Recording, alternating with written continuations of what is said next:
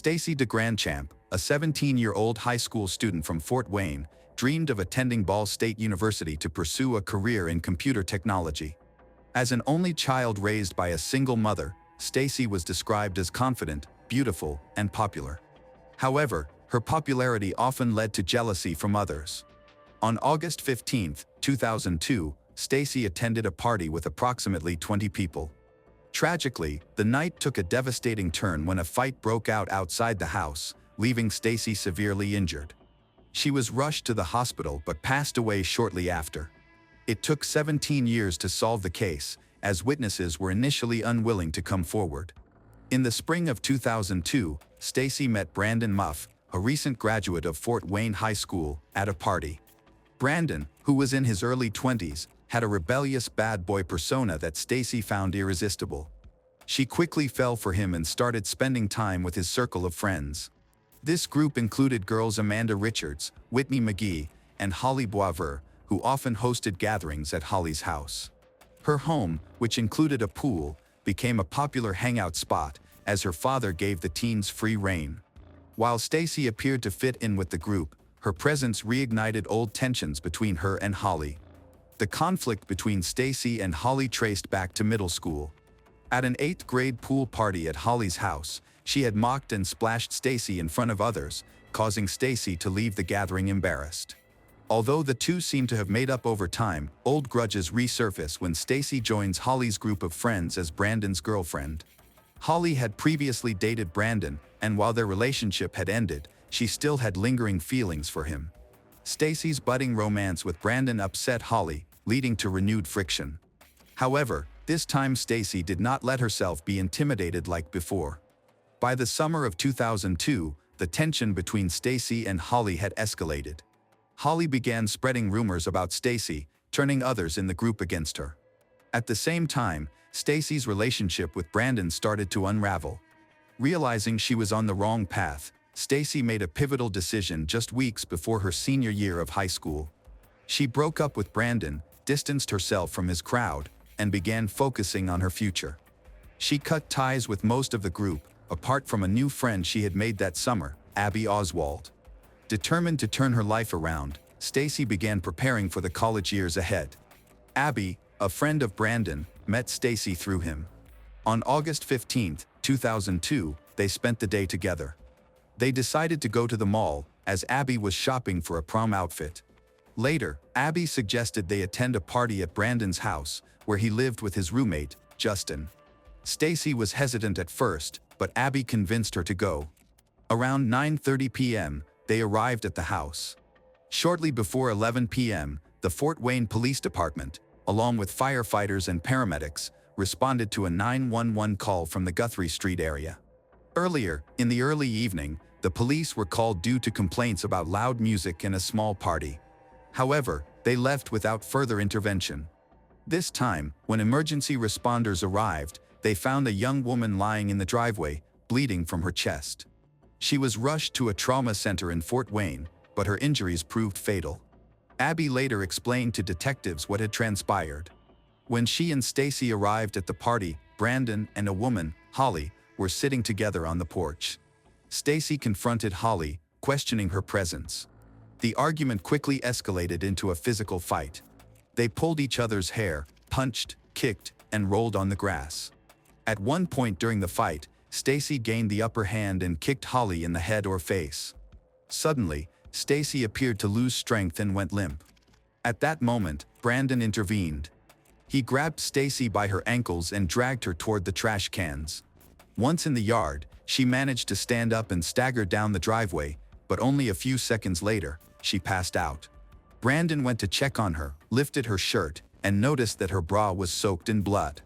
That was when they called 911. Both Holly and Brandon were taken to the police station for questioning. Forensic experts arrived at the scene and taped off the area. They began taking photos and videos of the crime scene. Since Stacy was bleeding from the chest, investigators suspected that a weapon had been used. However, no sharp objects or knives were found in the backyard or driveway. After obtaining a search warrant, detectives entered the house and seized several kitchen knives from the table. Meanwhile, at the hospital, doctors worked in the operating room to save Stacy's life. She had a stab wound to her upper chest and another to her abdomen.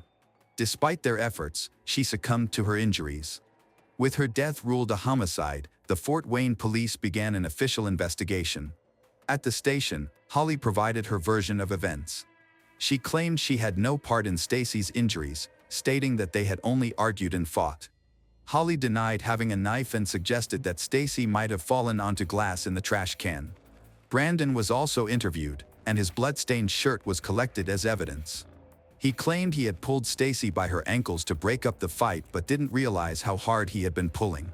He also suggested that she might have been injured by broken glass from the trash can. However, Holly and Brandon's statements didn't align with the evidence. Photos of the crime scene showed no broken glass in or around the trash cans. Moreover, there was no blood near them. The coroner's report confirmed that Stacy's injuries were caused by a sharp knife blade, as they were clearly stab wounds. Nevertheless, no knife was found at the scene or on Holly and Brandon at the time. They were then released, but the investigation into Stacy's death remained ongoing. On August 19, 2002, Stacy was laid to rest, dressed in the outfit she had planned to wear for her prom photo. Her funeral was crowded, with many of her friends from parties attending: Abby, Whitney, and Amanda. Notably absent was Holly, but Brandon attended, drawing everyone's attention. His presence surprised many, as rumors were swirling at Wayne High School that he and his friends had manipulated Stacy into attending the party where Holly could confront her. This raised suspicions among investigators about whether the incident was a premeditated plot by Holly to harm Stacy. Following Stacy's death, Holly became a social outcast as most people believed she was responsible. However, another rumor implicated Whitney. A few days before Stacy's death, Whitney had left a message on Stacy's answering machine, advising her to be careful. When a detective questioned Whitney about the message, she insisted it wasn't a threat but rather a warning. Whitney claimed she knew Holly wanted to pick a fight with Stacy and hoped to prevent the two from encountering each other. While Whitney may have been trying to keep Stacy and Holly apart, Brandon seemed to do the opposite. Whitney revealed to detectives that Brandon had called Holly on August 15 and pressured her to attend the party, warning her that if she didn't come, he would never speak to her again. Investigators began considering whether he had orchestrated the situation to provoke a confrontation between Holly and Stacy. She had just broken up with Brandon, which had hurt his self-esteem. Detectives speculate that revenge, combined with Holly's jealousy, may have led to Stacy's death. Abby, Stacy's new friend, played a significant role in convincing her to attend the party. Abby encouraged Stacy to go because she was friends with Brandon. Investigators later questioned Abby's motives, wondering why she would push Stacy to attend the party at the Guthrie Street house when Holly might be there. They suspected that she could have been involved in a plan to put Stacy in harm's way. However, Abby denied any involvement and claimed that she had actually tried to stop the fight that occurred that night. The investigation eventually shifted its focus to Brandon, leading detectives to speak with his roommate, Justin. On August 26, Justin was interviewed by law enforcement and became a key witness. He stated that when he had tried to break up the fight between Stacy and Holly, Brandon had stopped him and told him to let them fight, as if Brandon had been enjoying the confrontation.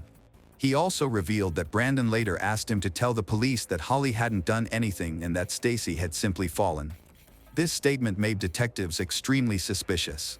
They believed Brandon might know important details but was either too scared to share them or deliberately trying to hinder their investigation. Brandon was questioned again, but during his second interview, he refused to provide any new information. He claimed he wasn't a snitch and denied seeing Holly with a knife. Detectives were convinced that Holly was responsible for the crime, but no witnesses were willing to admit they had seen anything, and no murder weapon was ever found. Without these crucial pieces of evidence, the authorities were unable to charge or arrest anyone. As time passed, weeks, months, and eventually years, the case went cold. 17 years after Stacy's death, no one had been held accountable, and no progress had been made in solving the case. It remained unsolved, leaving everyone involved frustrated and confused. Stacy's cousin, Jamie McMillan, refused to let the case fade into obscurity. Determined to find justice, Jamie reached out to Detective Brian Martin, who specialized in unsolved cases. In March 2019, Jamie urged Detective Martin to revisit the case. She suggested interviewing Brandon, Holly, Abby, and Amanda again, hoping that, with the passage of time, the witnesses might be more willing to talk and share the truth. Everyone who had attended the party that night was now older, and perhaps they had reflected on their lives and would finally provide new information that could advance the investigation. Detective Martin begins questioning Abby, who continues to deny ever seeing the knife, just as she did 17 years ago. Next, he interviewed Brandon, who appeared deeply remorseful and admitted the incident had weighed on him for years. However, Brandon also stated that he couldn't recall seeing Holly with a knife. About a month later, Detective Martin located Holly in Wisconsin. Holly was initially hesitant to open the door, but when she eventually did, Detective Martin introduced himself and explained that he was investigating an unsolved case. Holly turned visibly pale. When the detective asked whether she remembered the party, their conversation quickly revealed some surprising details. During their discussion, Holly repeatedly referred to Stacy as her friend. Holly admitted they had been difficult teenage girls, but Stacy was still her friend. She firmly stated that she would never intentionally harm Stacy or threaten Stacy with a knife. She then admitted that she had owned a folding knife at the time and usually carried it for protection. When the detective asked if she had the knife with her during the fight with Stacy, Holly left the room and returned with the very same knife in hand. Detective Martin was shocked. He believed it could potentially be the weapon that had eluded investigators for 17 years. Back in Fort Wayne, Detective Martin began gathering additional information. Although initial test results showed that Stacy's DNA was not found on Holly's knife, the detective conducted further analysis. He later consulted Dr. Wagner, the chief pathologist on the case, who reviewed Stacy's autopsy photos.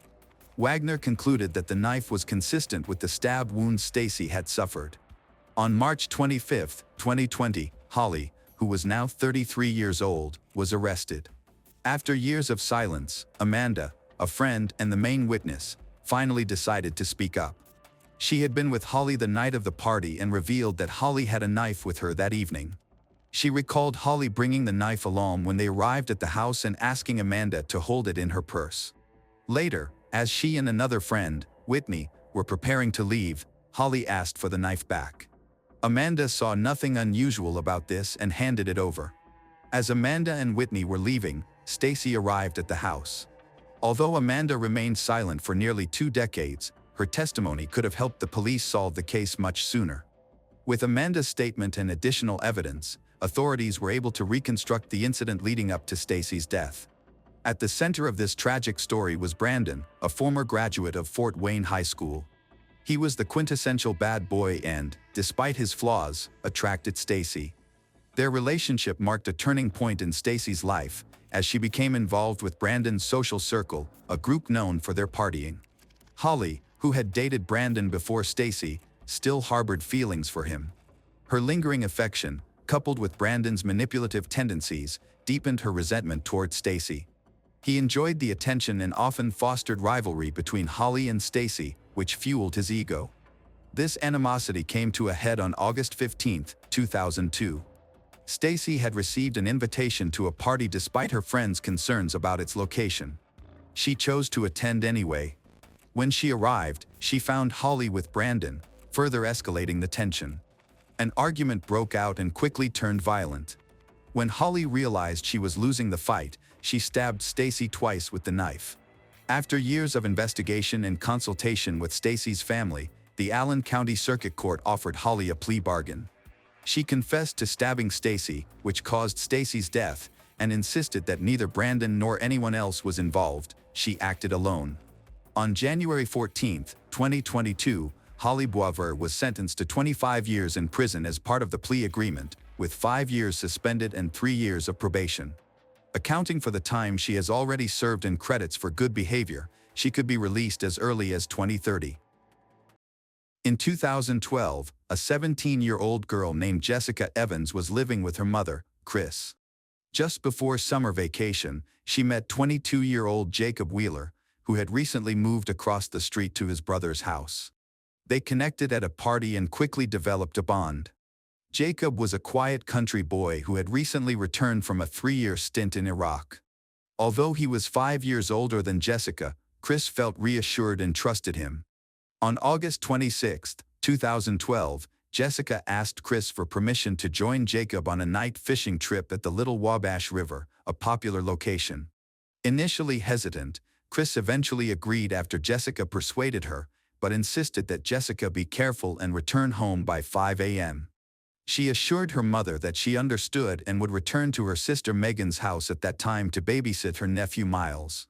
Little did she know that this fishing trip would be her last. Just before midnight, Chris called Jessica to check on her. Jessica assured her mother that she was fine and that she and Jacob were nearly done fishing and would be home soon. However, when Chris woke up at 5 the next morning, she realized that Jessica had not returned home. This was unusual, especially since Jessica had plans to babysit her nephew.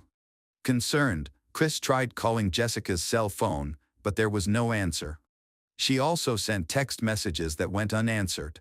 Chris felt something was wrong. She was sure Jessica would inform her if plans changed. Chris went to Jacob's house, but his brother Jeremy said that Jacob hadn't come home either. Jeremy wasn't worried because he believed Jacob could handle himself. However, by 9 a.m., Jessica's family was beginning to worry. Chris thought it was possible that Jacob's truck had broken down or that they were stuck somewhere. After 12 hours without any news about Jessica and Jacob, Chris contacted the White County Sheriff's Office for assistance. Sheriff Doug Meyer, who was relaxing at home, received the call but wasn't overly concerned. He speculated that Jessica and Jacob might have run away together and figured they were likely okay, but he needed to find out where they had gone. The sheriff decided to request a warrant to trace Jessica's cell phone, but that could take some time. Meanwhile, the sheriff's deputies followed the family's advice and headed to the spot where Jessica and Jacob were supposed to be fishing. The area was remote, accessible only by gravel roads. The deputies found a 50-foot-long overgrown path that led to a popular fishing location. They saw clear signs that someone had been there, such as abandoned packages, but there were no signs of any trouble or crime.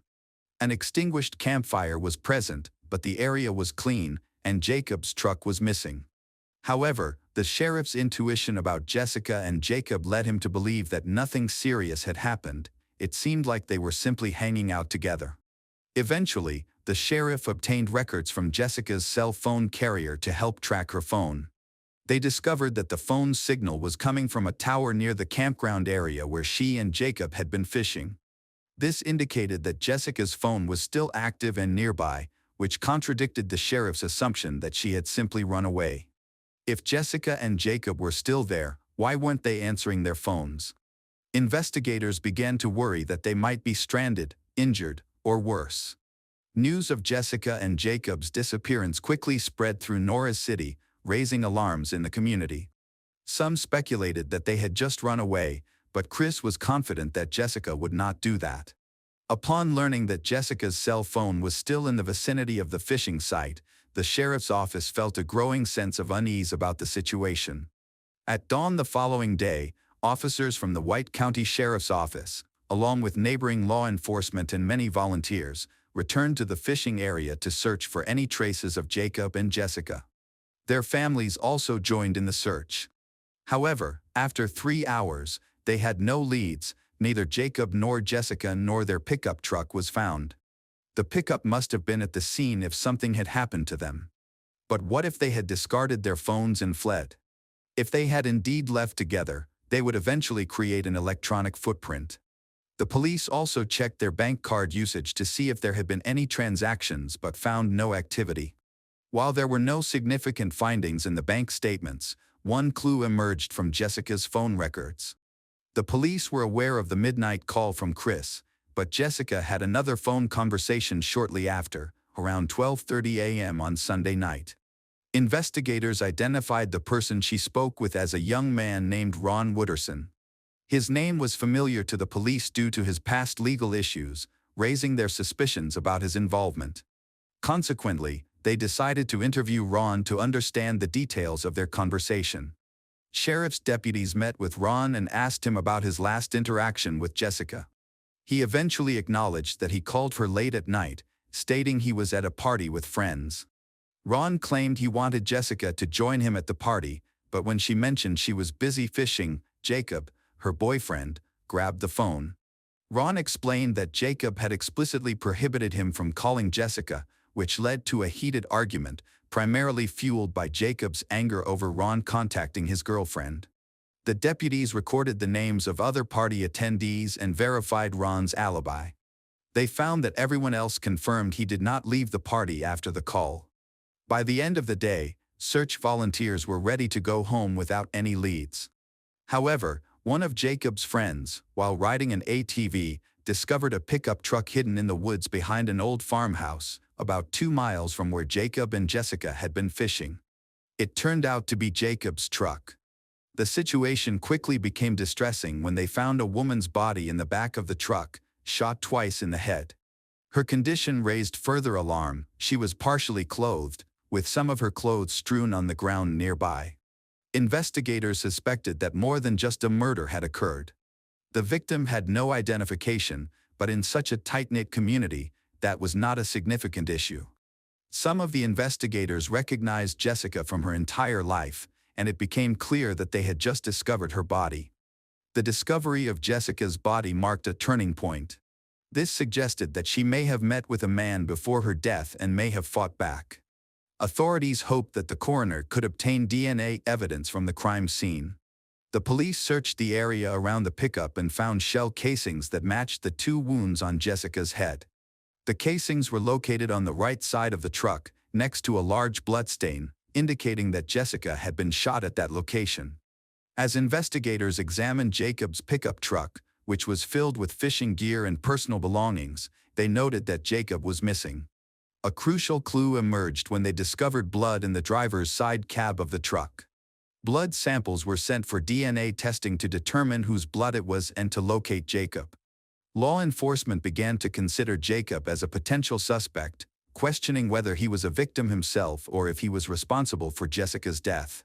Community suspicions arose, with some believing that Jacob, a veteran, had the skills to commit murder.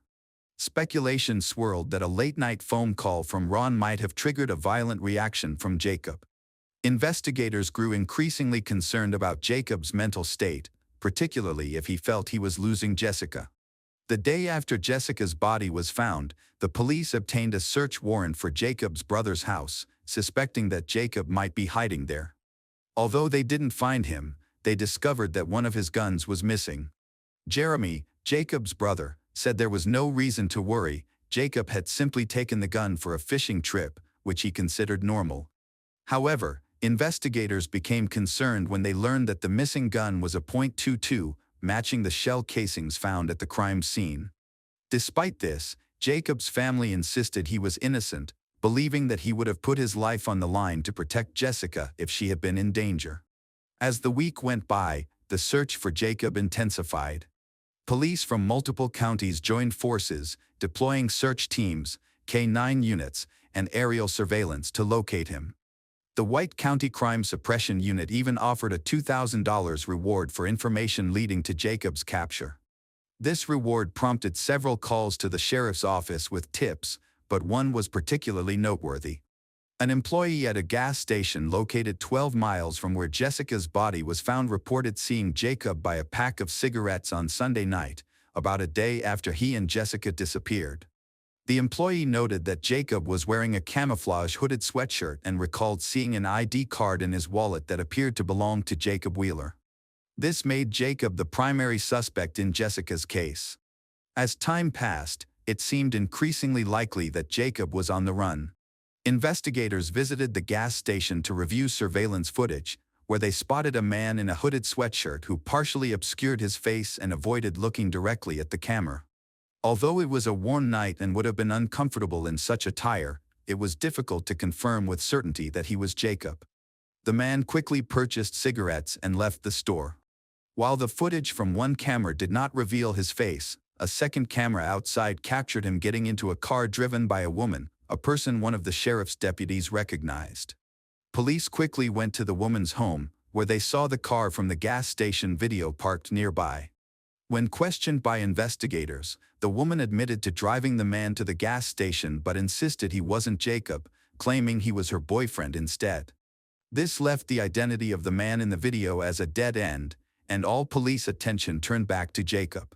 Detectives believed he was alive and suspected his brother Jeremy of hiding him. They searched his house at night to catch him off guard, but even after a second search, there was still no sign that he had been there. After Jacob disappeared, his brother and father were certain he had nothing to do with Jessica's death.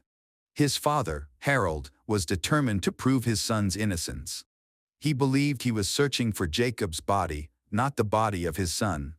6 days later, Sheriff Doug Meyer received a call from Harold, who mentioned that he had discovered something that others had overlooked.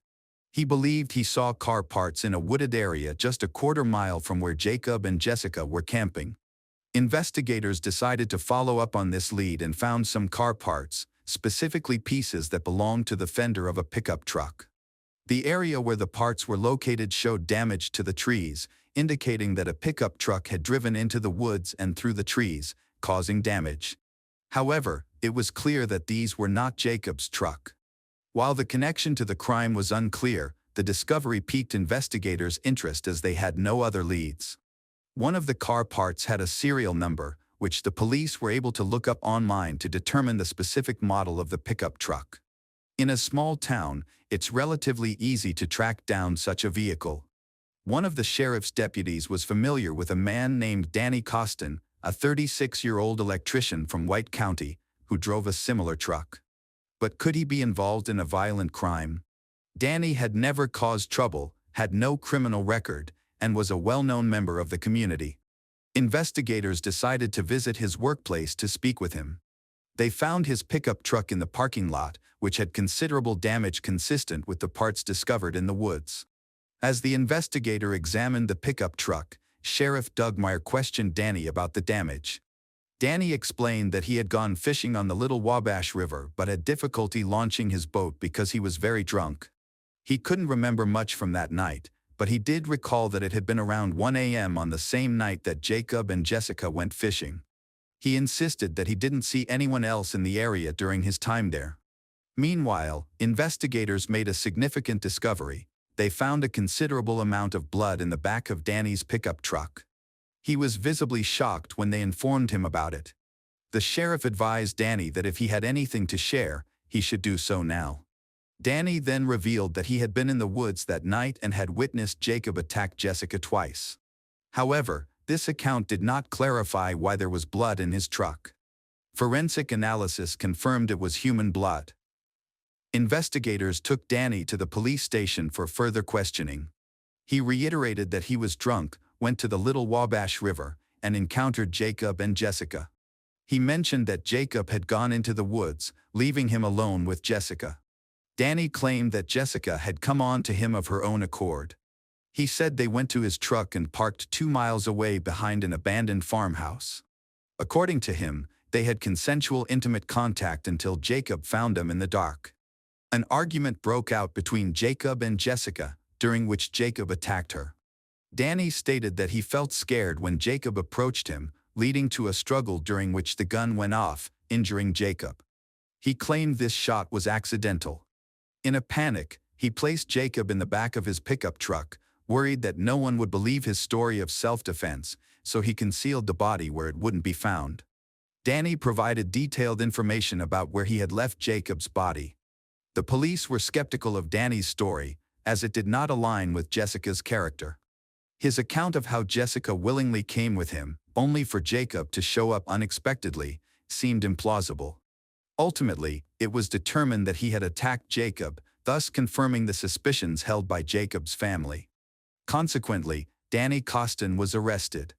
Investigators followed Danny's directions to find Jacob's body, venturing deeper into the woods along a dirt road. After 6 days of searching, they discovered Jacob's body with a bullet wound in his head. Forensic evidence contradicted Danny's claims. Blood found in Jacob's pickup truck, which belonged to Jacob, did not align with Danny's narrative. He had previously stated that he placed Jacob's body in his own truck, raising questions about the source of the blood. During a reinterrogation, inconsistencies in Danny's account led him to admit the truth. He explained that he attempted to drive his truck to launch a boat, but, being very drunk and faced with dense woods, he sought help from Jacob and Jessica. Although Jacob advised against it because of Danny's intoxication, they eventually agreed to help him. After climbing into the back of Jacob's truck, Danny, armed with a pistol, unexpectedly shot Jacob in the head through the driver's side window, in full view of Jessica, who was terrified and screamed. Danny then pulls Jacob out of the truck, saying he has no idea why he shot Jacob or what his next actions will be. Jessica begs Danny to spare her life, which prompts the sheriff to ask if she will agree to intimacy in exchange for her safety. Danny interpreted her desperate plea for self-preservation as an offer, and he proceeded to assault her in the back of Jacob's truck. Despite her begging, he shot her, asserting afterward that he did not know why he committed these acts. Afterward, he transported Jessica's body in Jacob's truck, driving to Wayne County to hide Jacob's body while discarding both his gun and Jacob's gun out of the window during the trip. The police have never recovered either firearm. On September 4, 2012, Danny appeared in court and pleaded not guilty. He later changed his testimony, claiming he had not been informed of his rights before questioning, but an appeals court dismissed his appeal. Video evidence from the interrogation showed that he was indeed read his rights. Additionally, police had strong evidence linking Danny to the crime. His truck contained Jacob's blood, and DNA from Jessica was found on his body. In January 2014, Candace Brown, Danny's girlfriend, was found guilty of lying to the authorities during the initial investigation. She had provided him with a false alibi. She was sentenced to 60 days in jail, 30 months of probation, 100 hours of community service, and was required to pay various court fees and fines.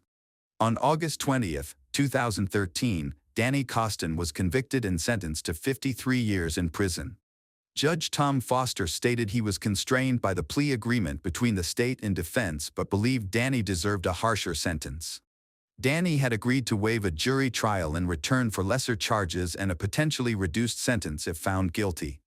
Judge Foster noted that the court accepted this deal only with the consent of Jessica's and Jacob's families. Hello, crime enthusiasts.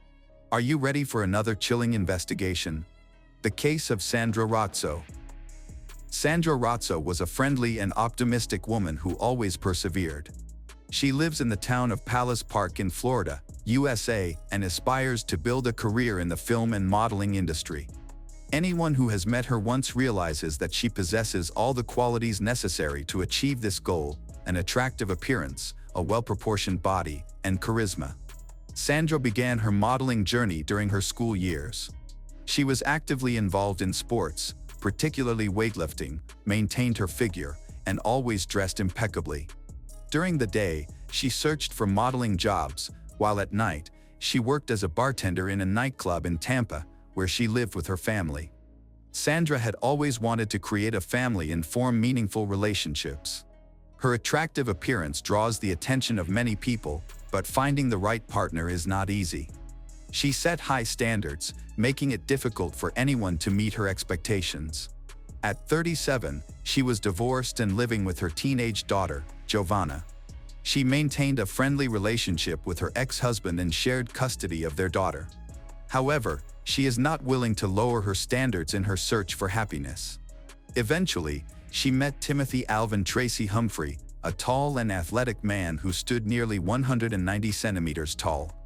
He claimed to have been a lingerie model and a professional football player. Among his friends, Timothy was known as an exceptional sports trainer. It was no surprise that he worked at a fitness center, where he was very popular with clients, particularly women who were drawn to his classes. Timothy was gentle and composed, capable of bringing joy to others and offering valuable advice to clients. Many girls who met him viewed him as the ideal man.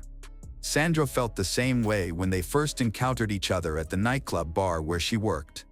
At that time, Timothy worked at the club as a security guard in the evening and was very respected. Other men were shy around him, while women often approached him. He was cheerful and engaging and shared fascinating stories from his life. These tales suggested he had a diverse background, including experiences in the film and modeling industry, which piqued Sandra's interest. He claimed he was once supposed to be a stunt double for Vin Diesel, but circumstances led him to pursue a different path. Timothy had a talent for captivating his audience with his stories, which they listened to with interest and belief. Among these narratives was the intriguing claim that he had worked as Tom Cruise's bodyguard for a time. While the truth of this story remains uncertain, many people were eager to believe it. Sandra was much like Timothy in many ways. She was attractive, athletic, confident, and charismatic, which naturally drew people to her. Therefore, it's not surprising that Timothy felt a connection when he first met her. He approached Sandra at the Pinellas Park Club in November 2001, impressed by her looks. Initially, they chatted as friends, enjoying each other's company, and Timothy clearly noticed her above all others. As time passed, their friendship evolved into a romantic relationship, and they began dating. Their romance developed quickly over about 4 months. During this time, Timothy proudly boasted to his friends that he was dating a woman who loved intimacy and adventure, describing their relationship as very passionate. However, their idyllic situation didn't last. They began to experience disagreements and arguments, which Timothy attributed to a particular incident after one wild night at a nightclub. During a party, they were caught in a private moment by a police patrol while in Timothy's Mercedes. Timothy thought Sandra was upset about being seen without clothes, which made her angry. He found humor in the situation, but this only deepened the conflict between them. Although many viewed the incident as a simple misunderstanding, Sandra took it very seriously and was frustrated with Timothy. The disagreements led to a major argument that night. Despite feeling unhappy, they returned to Timothy's house with 2 other girls, and the party continued. At some point, likely due to alcohol and the carefree atmosphere, the girls' behavior annoyed Sandra. Feeling jealous, she asked them to leave. This marked the beginning of issues in her relationship with Timothy. By the end of the night, she decided she needed space to think, which possibly led to a breakup. A couple of days later, Timothy boasted that Sandra couldn't live without him. That's why they had the rough intimacy she initiated. He repeatedly shared stories about how much Sandra enjoyed being treated roughly during intimate moments. He believed that a little pain was acceptable in their relationship and considered it normal. However, not everyone thought their experiences were consensual. Sandra, who had visible bruises after the meeting, shared a different story with her family. She revealed that her boyfriend had set up the meeting and that she only now realized he had lured her into his apartment. Once they arrived, Timothy had already started drinking and became quite drunk. His true nature soon emerged. He became aggressive and started arguing with her. During this confrontation, he hit Sandra, leaving bruises under her eyes. It is clear that no woman should endure such treatment, especially one aspiring to a career in modeling and film, where mutual consent and respect are essential. While her family supported her, Timothy's friends and acquaintances sided with him. Sandra described the horrifying attack by her abusive boyfriend. His violence escalated beyond just hitting her. He tied her to the bed, abused her, and threatened to kill both her and her daughter. In this chaotic and terrifying situation, she felt completely lost. It took the Supreme Court a week to process and understand what she had endured. After much hesitation, she made the decision to report Timothy to the police. For Timothy, this arrest was entirely unexpected. During the arrest, he repeatedly asked what was happening, trying to comprehend the situation. At the police station, he explained his side of the story. He claimed there had been no argument with his girlfriend, they were just throwing a pillow. When he threw the pillow back, he said he swung too hard and accidentally knocked out Sandra's contact lenses, causing her to fall and hit her head. He refuted all allegations of threats or abuse. Sandra took the physical assault she reported very seriously. She provided a detailed account of the incident, and there was no indication of any playful behavior. Everything she described felt very grave and alarming. According to her, after the conflict began, Timothy shoved her onto the bed, sat on top of her, and pressed her head between his legs. He was stronger than she was and used ropes to tie her to the bed. When she screamed and resisted, he hit her several times, leaving bruises under her eyes. She was unable to resist and could not defend herself. Timothy had complete control over the situation. After the assault, he began to threaten her with violence, including the murder of her daughter, which deeply traumatized her. He likely feared being reported to the authorities, and rightfully so. Sandra accused Timothy of both assault and abuse, but unfortunately, it was too late for her to pursue justice. After a week of gathering the strength to approach the police, all physical evidence, such as DNA and bruises, had vanished. Despite this delay, the authorities were determined to respond. They decided to charge Timothy with assault, which could result in a maximum sentence of 10 years in prison. This possibility terrified him, leading him to confide in family and friends about his fears. He declared that he would end his life if he were detained. According to the police, it was during this time of desperation that Timothy devised a deceptive plan, hoping others would believe his troubles would simply vanish. Timothy was released on bail while awaiting trial for assault. Friends joked about his character, predicting that he would try to sleep with as many attractive women as possible before facing the consequences.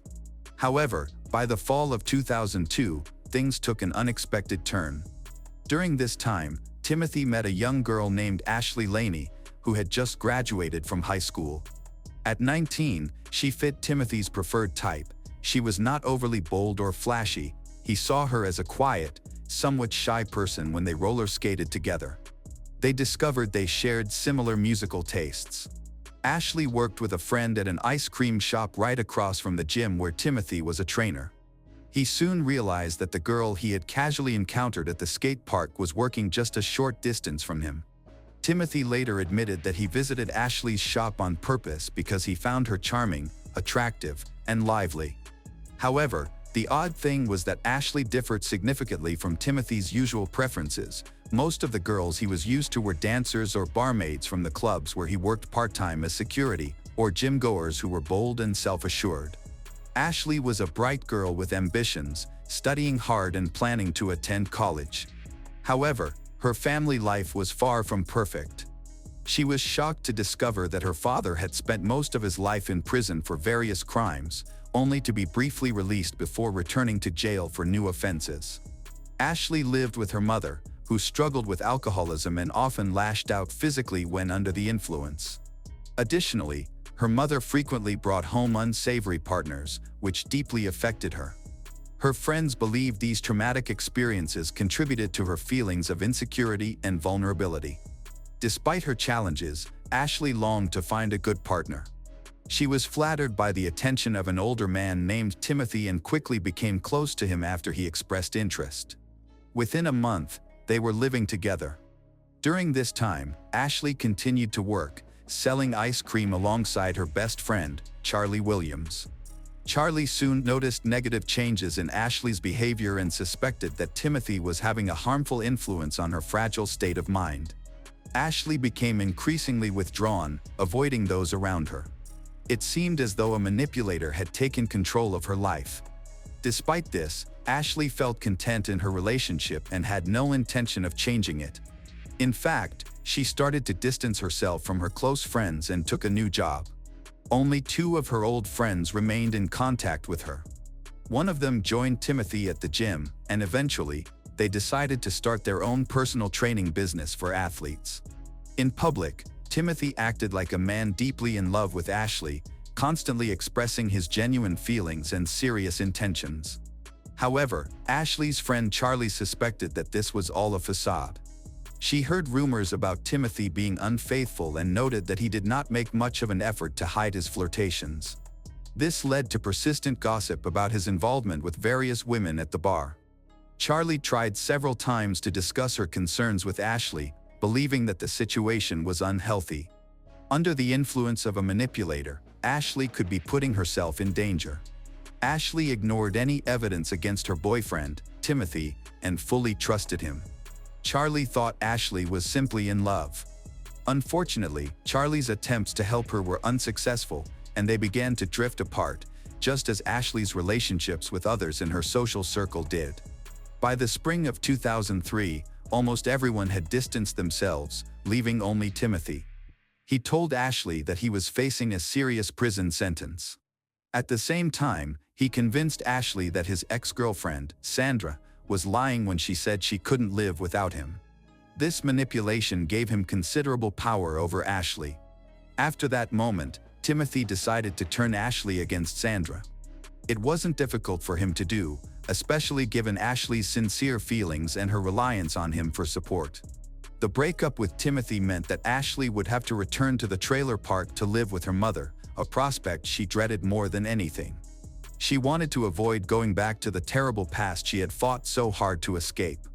In return, Timothy not only asked her to be his girlfriend but also offered her a business opportunity in which she would be an equal partner.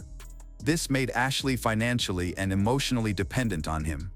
The manipulation didn't stop there. About a week before the trial for the attack, Timothy and Ashley got married. He later admitted to his friends that it was his idea. They held their wedding ceremony at the gym where they worked, with no witnesses or wedding rings, just a marriage certificate. Although it lacked romance, things worsened when they couldn't go on their honeymoon due to the circumstances. Then, just a day after their wedding on July 5, 2003, Sandra was attacked and killed while she was parking her car in the garage. She was attacked 8 times at close range, and forensic experts discovered numerous shell casings in the garage. When investigating Sandra's death, the police quickly realized that Timothy was her only potential enemy with a motive. He was not only accused of assault but also became the main suspect in her murder. The detectives faced one major challenge. Timothy had easily provided an alibi for the time of the attack. He claimed to have been at home eating pizza, an account confirmed by his friend and the delivery courier who personally handed the pizza to him. When investigators arrived at his home, they decided to speak with his new wife, Ashley, who was visibly nervous and appeared scared. She was under a lot of stress, so much so that she almost vomited twice during their conversation. Unfortunately, they didn't gather any significant information during this first meeting. However, afterwards, the police suspected that Ashley might be involved in the crime, and her anxious behavior led them to think she felt guilty. What's suspicious is that just a month before the murder, Ashley's car caught fire. She reported it as theft, but investigators suspected arson. This raised red flags, prompting them to investigate Ashley's background and activities. They discovered that she had purchased several paid computer programs for surveillance, one of which she used to monitor Sandra in real time, making her a suspect. The authorities also interviewed Ashley's mother's new boyfriend, David Abernathy. They found out that he owned several weapons.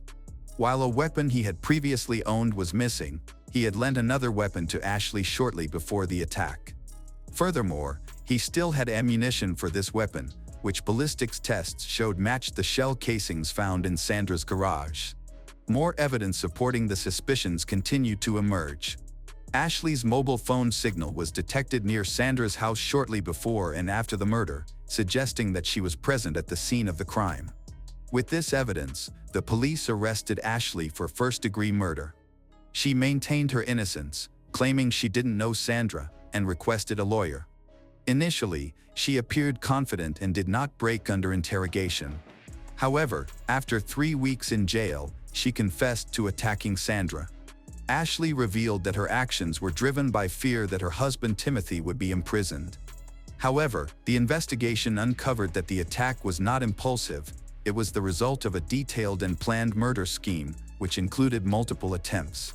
Before asking David for a weapon, Ashley had taken a small weapon from her mother's trailer. This weapon was simple enough for her to use with little experience, and she practiced handling it. She also experimented with different masks and techniques to conceal her identity. Ashley went to Meshkova dressed for the occasion and painted her face as part of her plan. A month before the murder, Ashley visited the Pinellas Park bar where Sandra worked. That day, she spent hours in her car watching Sandra's vehicle. When Sandra finally left the bar and got into her car, Ashley attacked her. The sound of the gun startled Sandra, leaving her confused and unaware of what had just occurred. She simply got into her car and drove off. If she had realized she was close to death, things might have turned out very differently.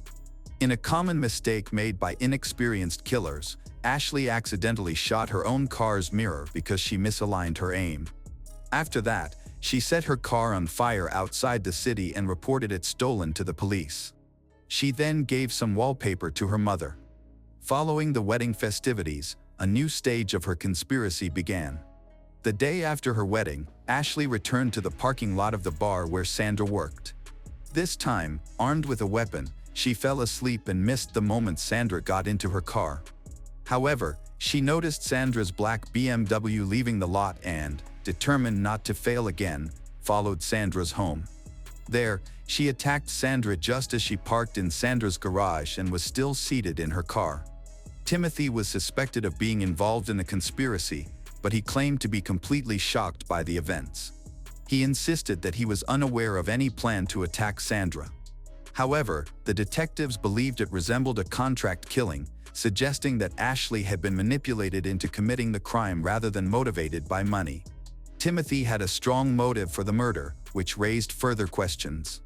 Interestingly, Florida law prevents one spouse from being compelled to testify against the other, providing a significant advantage for Timothy. Yet, this also heightened the detective's suspicion of his potential involvement in planning Sandra's murder. On the night of the murder, Ashley and Timothy made 22 phone calls to each other, leading investigators to suspect they were coordinating a violent plan. The murder weapon was never found, and most of the evidence was circumstantial, necessitating more information for a successful prosecution.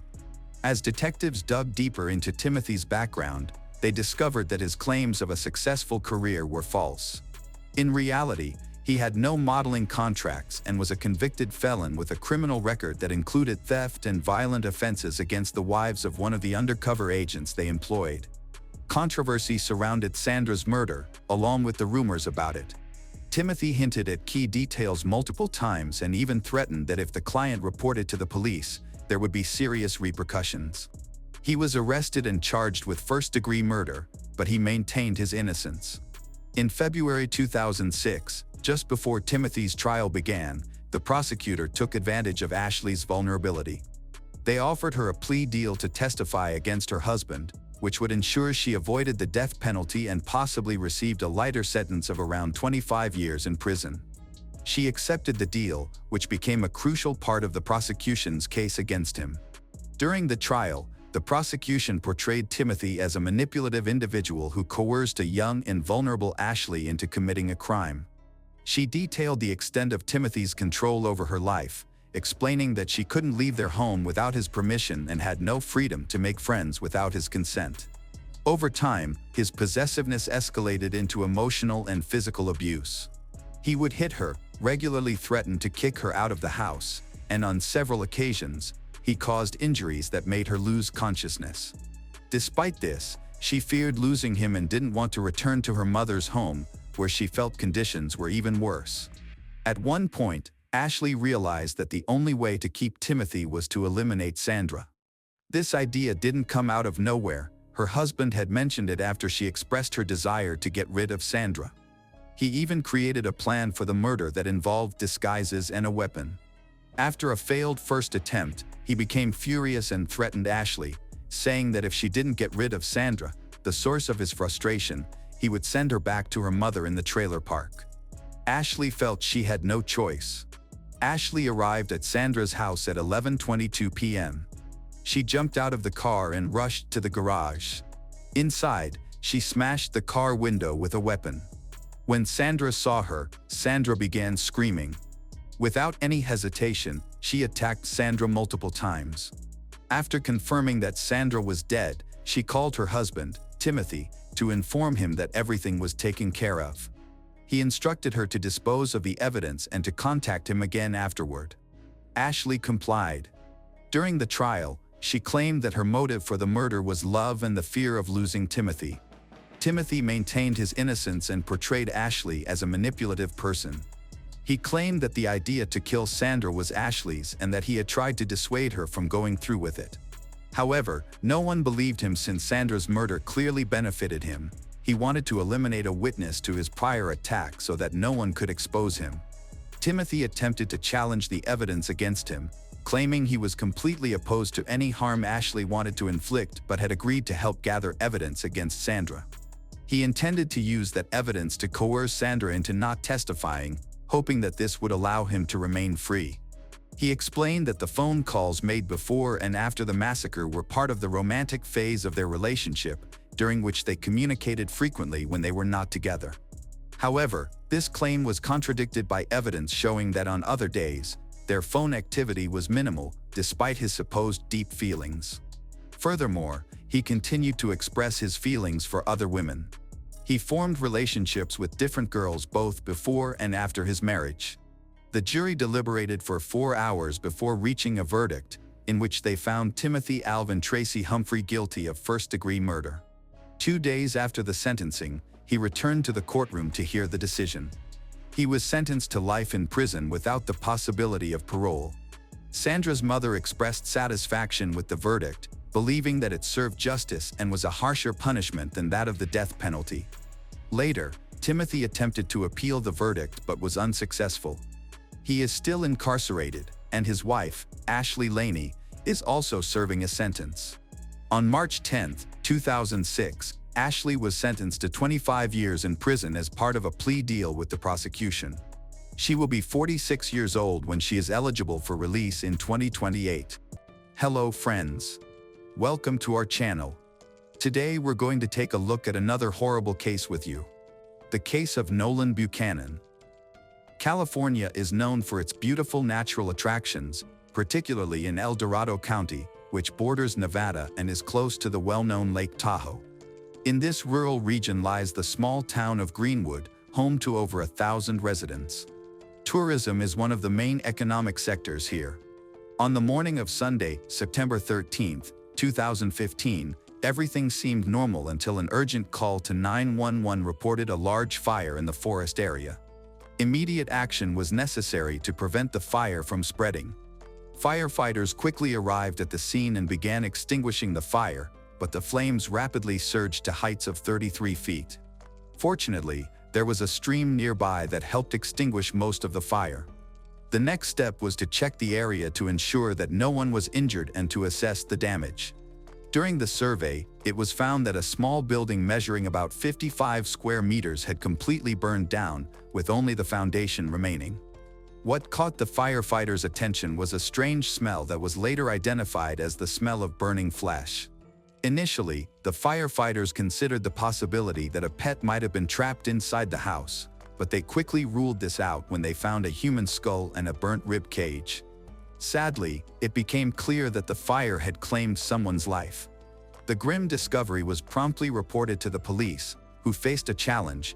Parts of the house were still on fire, making it impossible to conduct a thorough examination. They had to wait until the fire was out and the temperature dropped. As the police stood outside observing the fire, they reached some preliminary conclusions.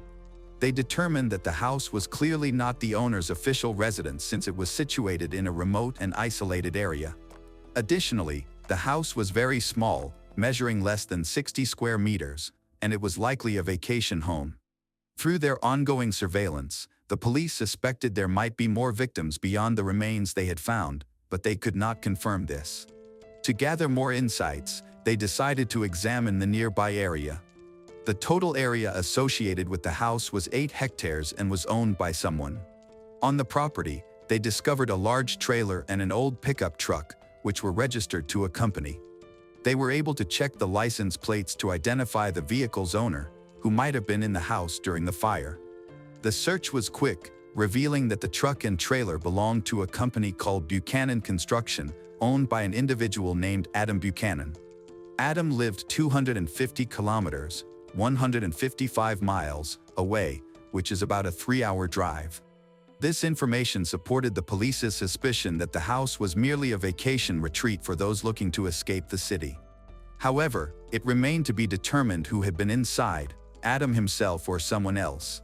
Late on September 13th, 2 bodies were discovered in the burning building. The name of the company owner provided detectives with their first lead in the investigation. The police were tasked with checking on the well-being of all members of the Buchanan family to see if they were at home. They arrived at the family's residence and soon noticed a white Ford pickup truck in the driveway.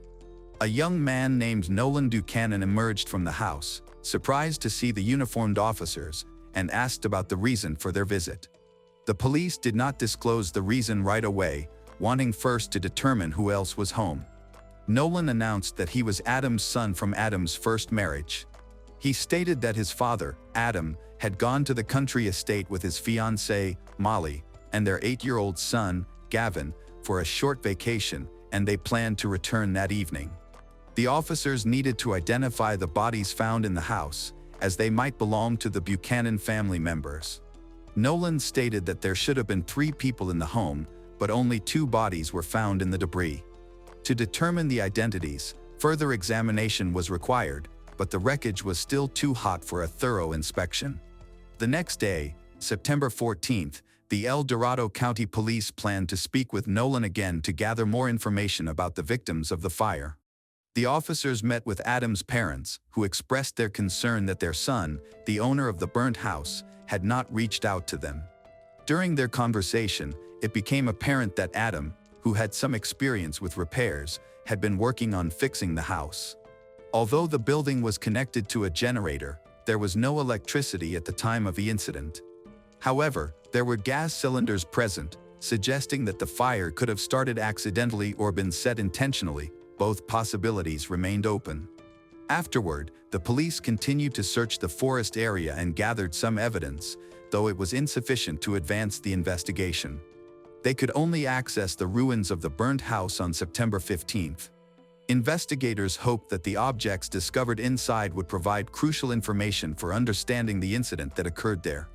During the excavation process, they discovered a third body, which attracted a lot of attention from the investigators because there was a round hole in one of the bones. This discovery suggested that something sinister had happened within the house. Accidental death was ruled out, and the possibility of murder became the primary focus. There was a strong belief that the fire had been set to destroy evidence of the crime. However, questions remained about how the incident occurred. Was it a botched burglary, or was a dangerous killer responsible for the deaths in that area? While the victims had not yet been identified, there was a strong likelihood that they were all members of the Buchanan family. To confirm this, the remains were sent to a forensic expert for an autopsy, with instructions to identify the bodies and determine their causes of death.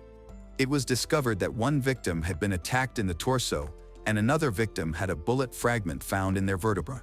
Unfortunately, the second body was too severely charred to yield much information, but the presence of cartridges nearby strongly suggested intentional murder. The remains of a third individual, identified as a skull fragment, confirmed that the person had died from a weapon attached to the head. The medical examiner revealed that the victim was a child. Detectives verified their suspicions about the identities of the deceased, confirming they were members of the Buchanan family: Adam, Gavin, and Molly McAfee. All 3 of them had been attacked. The police faced a difficult challenge in informing the victims' families about their tragic fate. The families had held on to hope until the end, struggling to accept the reality of their loss, and nothing could truly prepare them for the heartbreaking news. Upon learning what happened, the relatives were left devastated and grief-stricken. Neither Molly, known for her cheerful and friendly demeanor, nor Adam, who cherished his partner, had any enemies who would wish them harm. Although Adam had experienced a difficult marriage and raised his son Nolan from that relationship, this alone seemed unlikely to lead to murder. Marriages often have their ups and downs, and many couples find themselves separated or divorced. After parting ways with his first wife, Adam continued to care for their son, Nolan, hoping that Nolan would one day take over his construction business. After overcoming his emotional pain, Adam decided to seek a new relationship with Molly through a dating website. Their first date took place at a Starbucks coffee shop. They discovered they had much in common, including Molly's experience working in a construction company. It was love at first sight.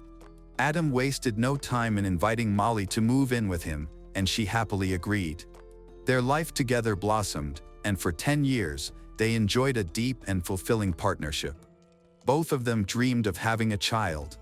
A few years after they met, Molly became pregnant and gave birth to Gavin, who became a half-brother to Nolan, Adam's eldest son.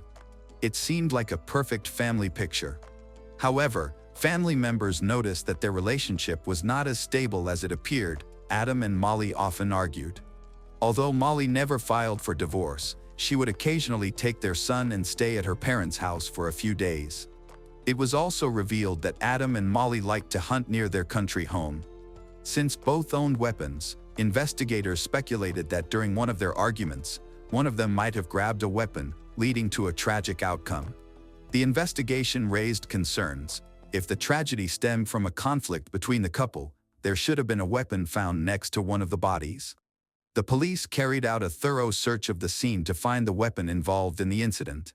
The possibility that the weapon had been badly damaged or almost completely destroyed in the fire was considered, but the search for it continued. If the weapon had been found, it would have supported the theory that Adam and Molly were involved. If not, it would suggest that an outsider may have harmed the family. Over 5 days, forensic team members methodically sifted through the ashes of the house. Their thorough search ultimately yielded no weapons, leading to the conclusion that Adam and Molly were not the perpetrators.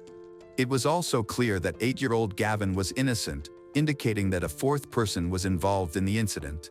The absence of a murder weapon was troubling, as it meant the investigation had to restart from square one, without any suspects or evidence. As is customary in such cases, detectives meticulously examined the family's history and relationships. While they had already interviewed Adam's parents, they had not yet spoken with his eldest son, Nolan. It was time to ask him some questions. The 16-year-old boy, Nolan, shared that after his parents divorced, he felt very anxious but tried to stay strong. He lived with his grandparents. When asked why he didn't go on vacation with his relatives, he explained that he felt it was his responsibility to take care of the house and garden while his father and stepmother were away. According to Nolan, they got into an old pickup truck and headed to Greenwood, the same truck that the police had seen near the burning building. Adam chose to use the service vehicle rather than his own because it was loaded with stones he planned to use for landscaping at his country home. The investigators asked Nolan if he was aware of any issues with his neighbors. He replied that someone was regularly growing banned substances on his family's remote property. This caught the detectives' attention, particularly because, in this part of the United States, violent crime is often associated with the cultivation of banned substances. The conversation with Nolan continued, shifting to the family business. He revealed that his father's business had been struggling lately. The company was facing significant challenges in the United States, with its employee count dwindling to just 5. Financially, the situation was critical, and the debts related to the business were quickly accumulating, according to what his father reported. Fortunately, the investigation had gathered valuable information, allowing the case to progress. On September 18, 2015, investigators began looking into a conflict that arose regarding the cultivation of illegal plants in that area. It was revealed that there was indeed a disagreement between Adam and his neighbors. He confronted them, demanding that they stop growing and harvesting the tree on his property, threatening to involve the police if they did not comply. Detectives believed that this ultimatum could potentially escalate into a desire to harm Adam's family. However, no one knew which neighbor was involved. To gather more details about the situation, the investigators decided to explore the neighborhood on foot. One of the investigators had a breakthrough when he met a man who admitted to arguing with Adam over the cultivation of an illegal crop. The argument was intense, but they managed to resolve their differences. However, Adam's business was facing a financial crisis. On September 17, police conducted a raid on Adam's company, confirming Nolan's claims about its dire situation. Debts exceeding $30,000 were putting it at risk of bankruptcy, leading to layoffs of some employees. It came to light that some of these former employees were very unhappy about being let go and might have motives related to the murder investigation. Investigators sought and obtained a warrant to access the company's premises and review its documents. The following day, September 19th, local high school students participated in a community cleanup just a mile away from Adam's construction company. During the cleanup process, a student discovered a small bag hidden behind a bush, with a weapon next to it. The school management promptly informed the police, who examined the bag and found Adam's identification inside it. This led to a new theory: the victims were murdered, the weapon was found, and the killer may have taken Adam's documents in order to obstruct the investigation. The discovery was crucial, revealing that someone had traveled from Greenwood to confront the family before returning to Benicia, where they abandoned the bag and weapon. It was likely that the perpetrator was from the local area. Detectives were convinced that the culprit was one of the employees from Adams' construction company, as evidence was discovered just a mile away from the company's headquarters. The weapon and the items found in the bag were well preserved, so they were sent for examination. After obtaining a search warrant, investigators began examining the company's buildings, focusing particularly on financial records that could reveal the names of potential creditors. During the investigation, detectives discovered a surveillance camera at the company's premises, which was a welcome sign. The camera was aimed at the center of the parking lot. Knowing that the family had gone to the countryside on Friday, September 11th, the investigators decided to review the footage from that day to see if anything unusual occurred. In the video, they spotted a large trailer that had previously come to their attention near the family's burned home. The footage also showed Adam and Molly loading pallets of decorative rocks. However, a critical moment changed the course of the investigation. Although it initially seemed insignificant, the vehicle towing the trailer was not the old white pickup parked at the burnt house. It was a white Ford that had been seen in the driveway of the Buchanan home when investigators first questioned Nolan. He had falsely claimed that his relatives had left in the old pickup. With this revelation, the police became very interested in his story. Molly's mother, Susie Slankard, had a suspicion that something was off when she noticed a Ford parked near the burnt house, which was later replaced by an old car. Concerned, she called the police after a strange incident during a family dinner earlier that week. Nolan, who had been questioned about the country house, made an unusual remark, claiming he was no longer just an heir but now the owner. Although his father, Adam, had founded the company, Nolan insisted that the rights had transferred to him. Nolan explained how he planned to take control of the family business and sell its assets to prevent its downfall. It was surprising to hear such statements from someone so young, especially after losing his family. Susie, puzzled by Nolan's odd behavior, contacted the police to express her concerns. As a result, the police summoned Nolan for another interrogation. They did not charge him with any crime or demand explanations. They merely took his statement, in which he spoke vaguely about his whereabouts on the day of the murder. During the second questioning, Nolan provided more details. He claimed that he spent Saturday alone on September 12, 2015, attended church with his girlfriend and her family on Sunday morning. Later, he met friends at the shopping center and then returned to see his girlfriend. The investigators allowed him to continue without interruption but asked once how he had paid for his shopping and date expenses. Nolan said his father's bank card was at home and he used it. Following this, the police requested a search warrant for Adam's house, anticipating valuable evidence. They hoped to seize the bank card to review any transactions. The warrant was granted, and investigators rushed to Adam's house, where they found the card in the upper part of a safe. They also noticed a Ford parked in the driveway, which had dirt lodged in the wheels. It had just rained, and according to the police, the dirt on the wheels might have been washed away or at least significantly reduced. Additionally, a construction company's surveillance camera showed that Nolan had lied about the old pickup truck that the family was supposed to have left behind. The Ford was confiscated for further analysis, making Nolan the main suspect in the murder. Even though he was already under police scrutiny, gathering enough evidence to prove his involvement would be challenging, especially since he was a minor accused of murdering his family. The suspicions were confirmed when the investigation began with laboratory tests on the murder weapon, which revealed Nolan's fingerprints. This indicates that he possessed a weapon. However, further evidence is needed to prove that he went to the scene where his family was present. Detectives examined the bank transactions of Molly and Adam in the days leading up to the murder. A transaction took place on September 11th, just as the family was getting ready to go to their country house. A payment of $36 was made at a restaurant in a small town along the route to Greenwood. When investigators contacted the restaurant management, they confirmed that they had surveillance cameras. The timing of the transaction allowed detectives to establish when the family should have been at the restaurant.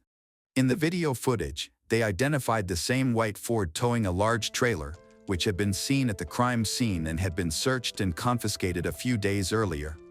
Law enforcement officers discovered a receipt for a transaction on Friday, September 11, 2015, which raised questions about the details of the order.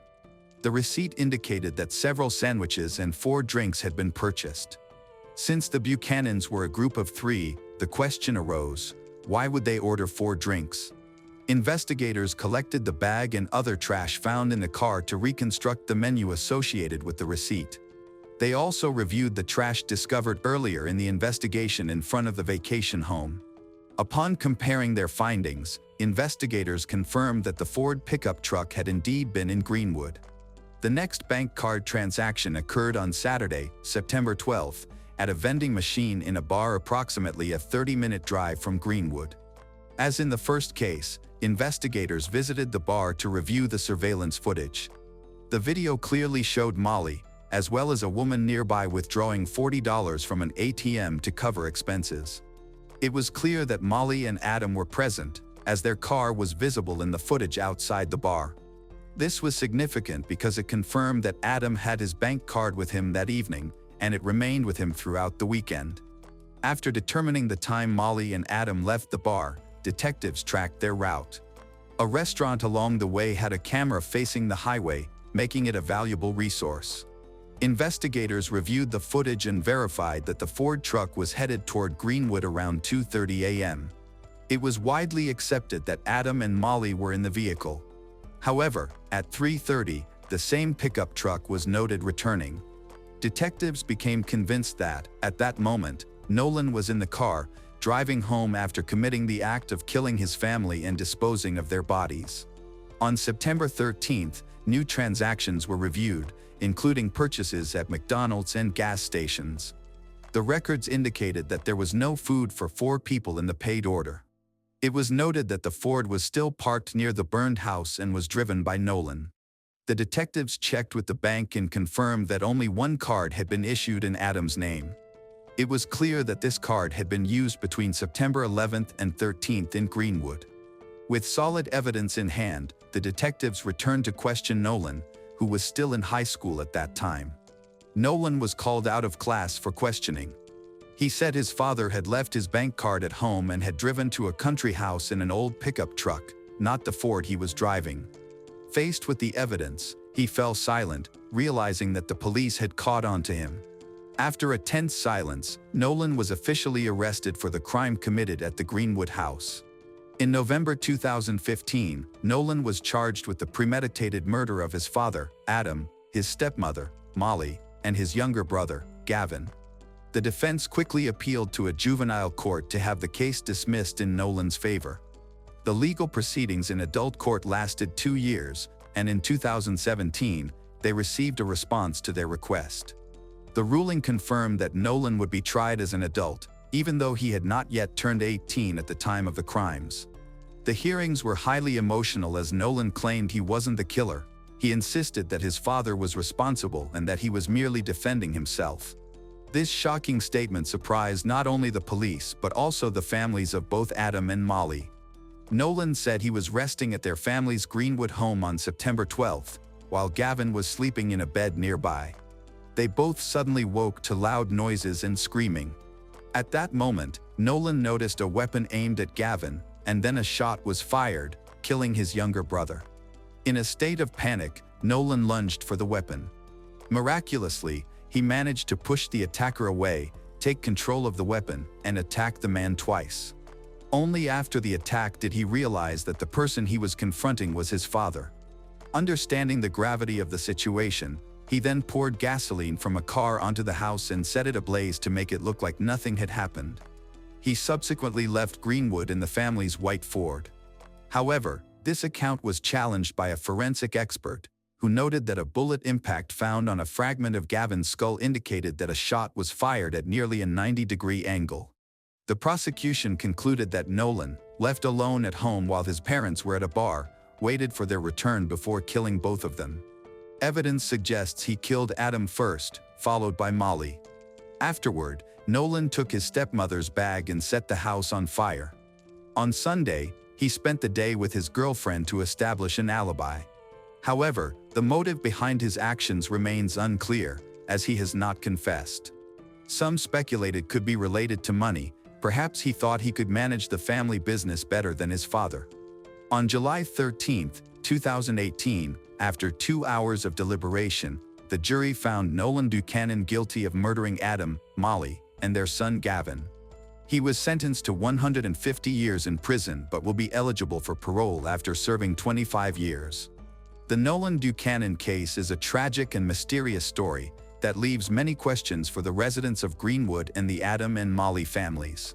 The family had a seemingly peaceful vacation at a vacation home in the woods, but tragedy suddenly struck, taking the lives of Adam, Molly, and Gavin. Nolan, a 16-year-old boy, went from heir to murderer and was sentenced to 150 years in prison for premeditated murder.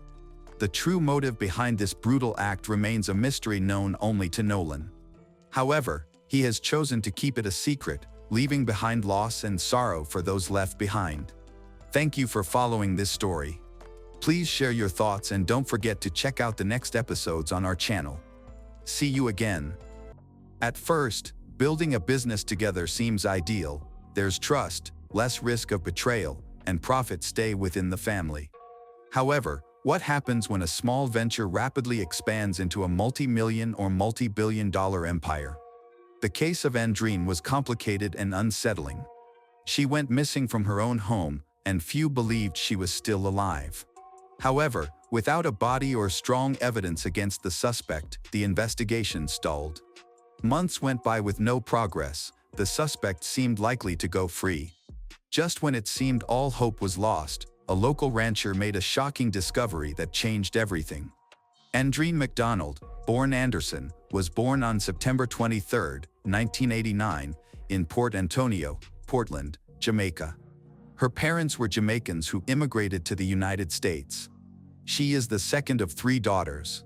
Known for her friendly nature, charm, and good looks, Andreen had many friends and received a lot of admiration.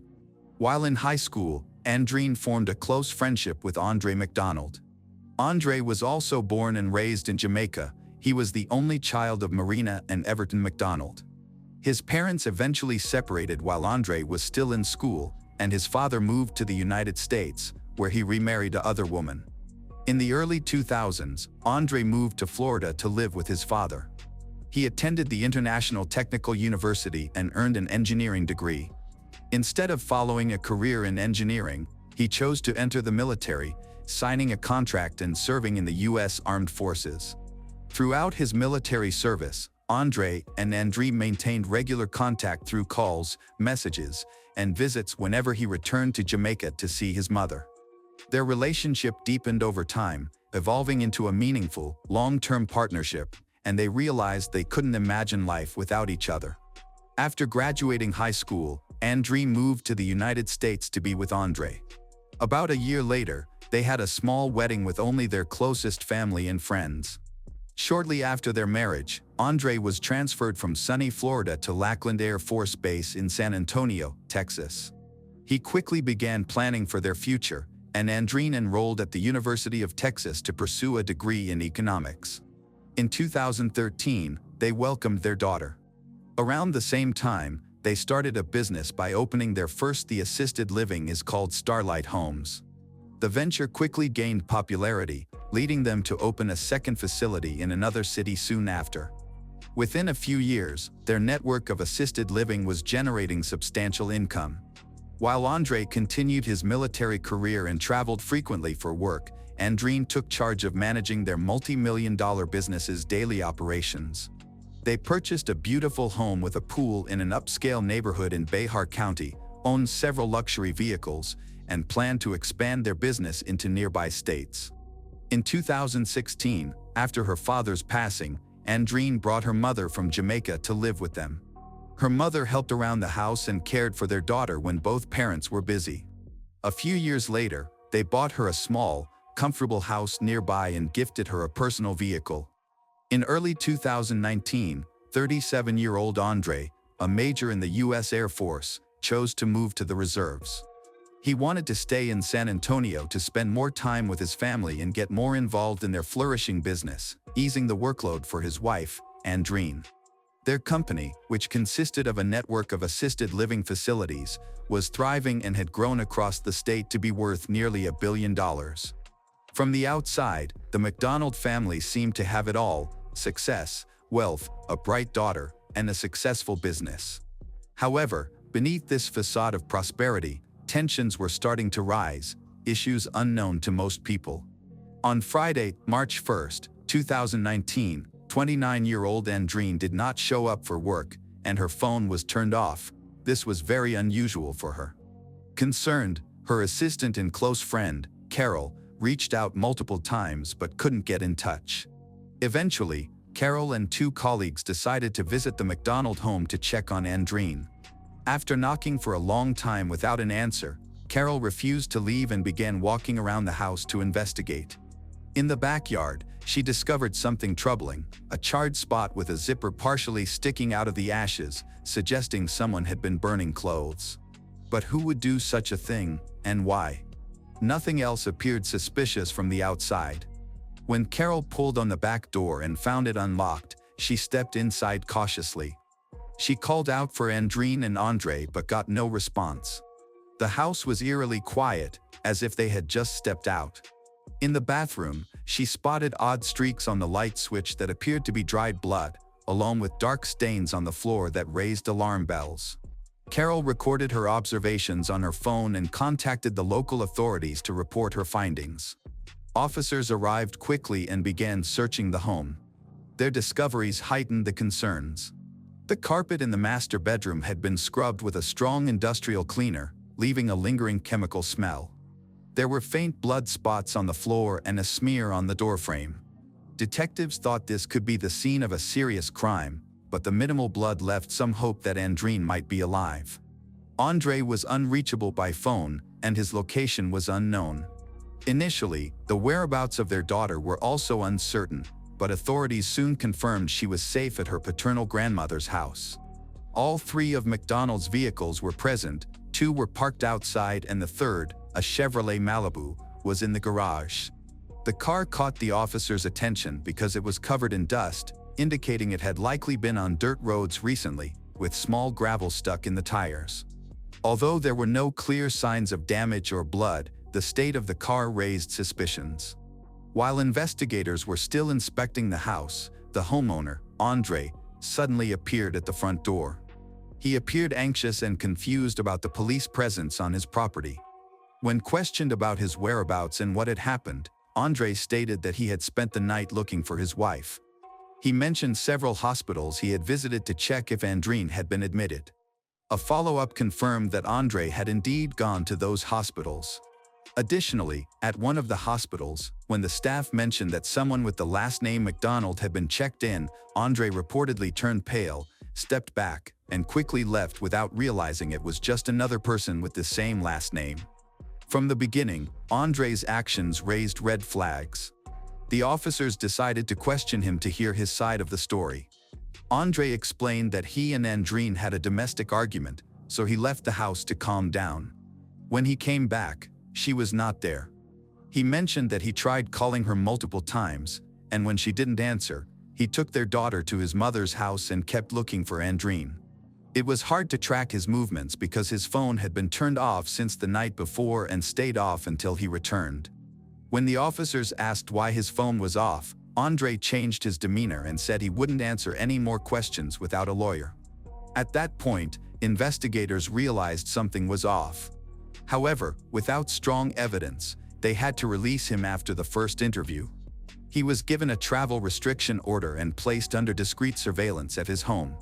It was later revealed that on the same day Andreen went missing, he had made several concerning purchases at different hardware stores.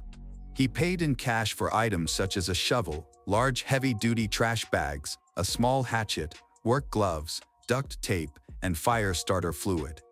Andre seemed to be trying to leave no trace by keeping his phone off and not using a credit card. Nevertheless, law enforcement tracked him down using security camera footage from those stores. Meanwhile, forensic testing confirmed that the blood found at the home belonged to Andreen. As suspicions intensified, the police decided to detain Andre for further questioning and obtained a warrant to conduct a comprehensive search of his home, including the seizure and examination of all digital devices.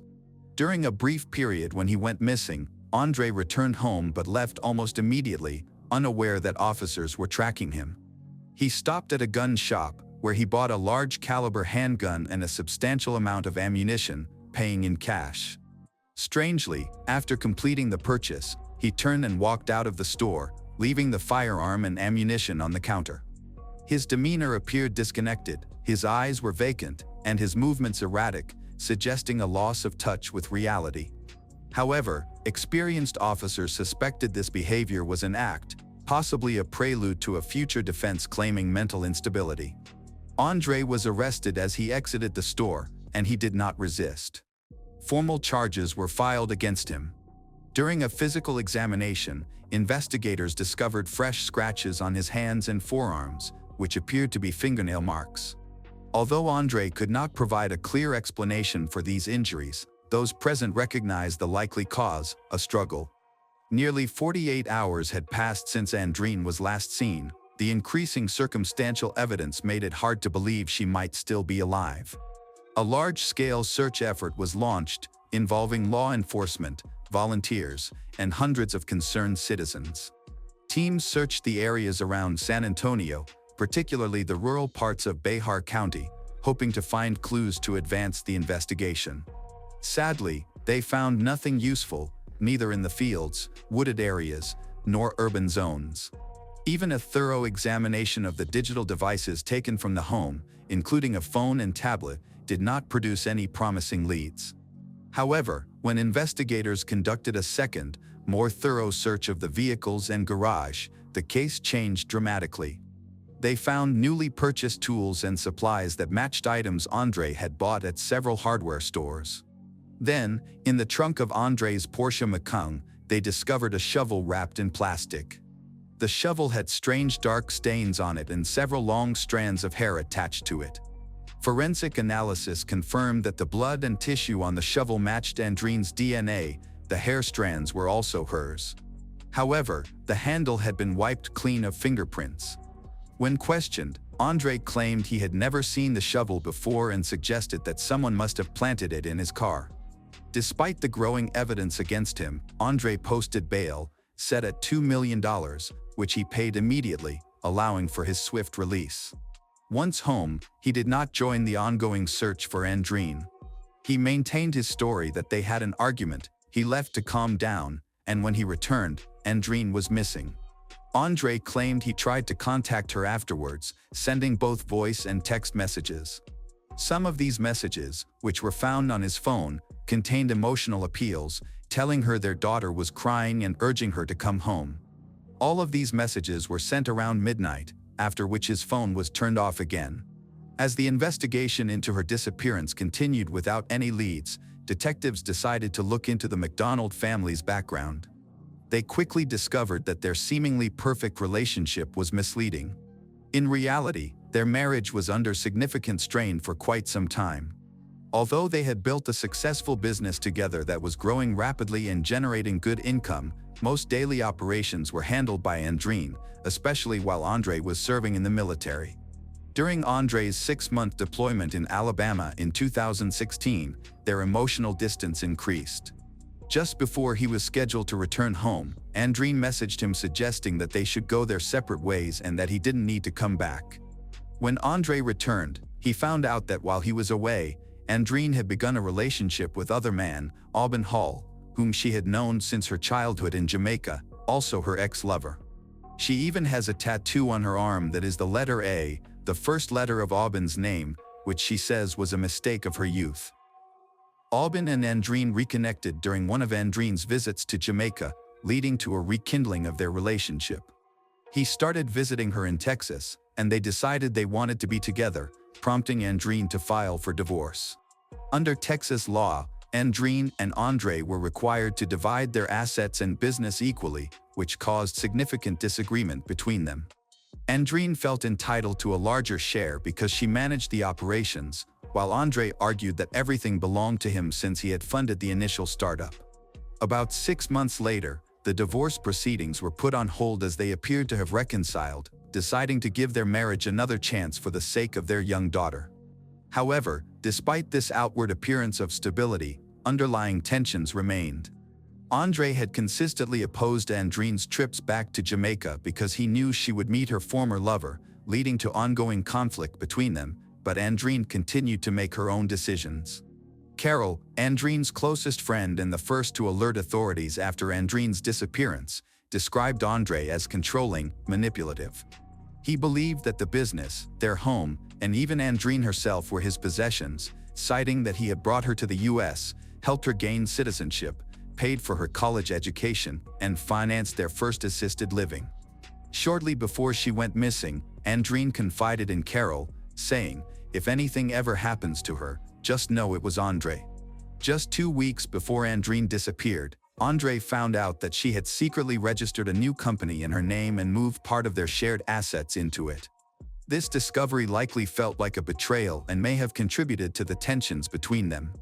On July 11, 2019, 4.5 months after Andreen went missing, a local farmer named Clifton Clavin was walking on his property on the outskirts of San Antonio.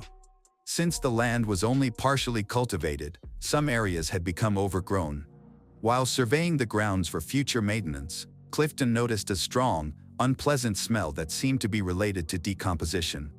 Assuming it was the scent of a dead animal, he followed it, intending to bury or remove whatever he found. In the tall grass, he first saw a skull and some bones that looked like they belonged to a cow. However, under some scattered branches, he discovered the real source of the odor, a nearly fully decomposed human body.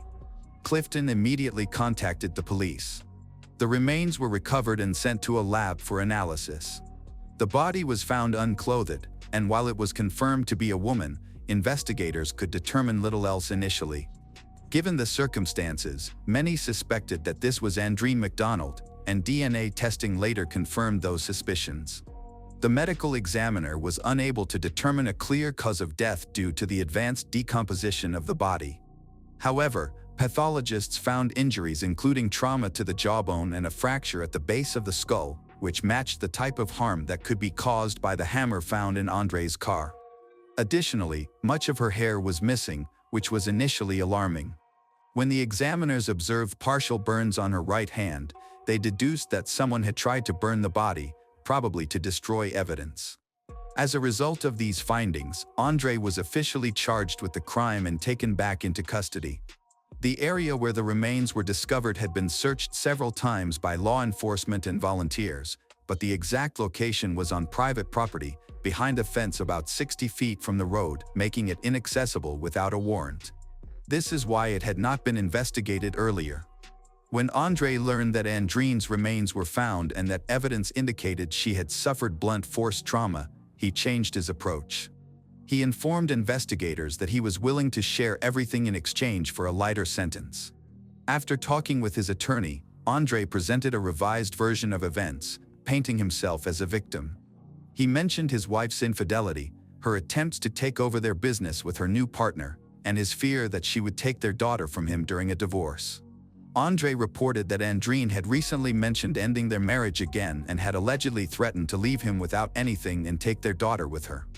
That evening, they had a heated argument. Andre claimed that Andreen grew aggressive and started hitting him, which led him to defend himself. During the struggle, he said she got a minor cut. Andre admitted to pushing her, causing her to fall, and he then kicked her several times and stepped on her chest to keep her from getting back up. When he heard footsteps in the hallway and his daughter calling for her mom, he panicked. He quickly left the room before the girl could come inside, picked her up, took her back to her room, and told her that her mom would come to check on her later. Andre maintained that when he left the room, Andreen was still alive, lying on the floor with only a slight injury. However, when he returned, she was in the same position but unresponsive.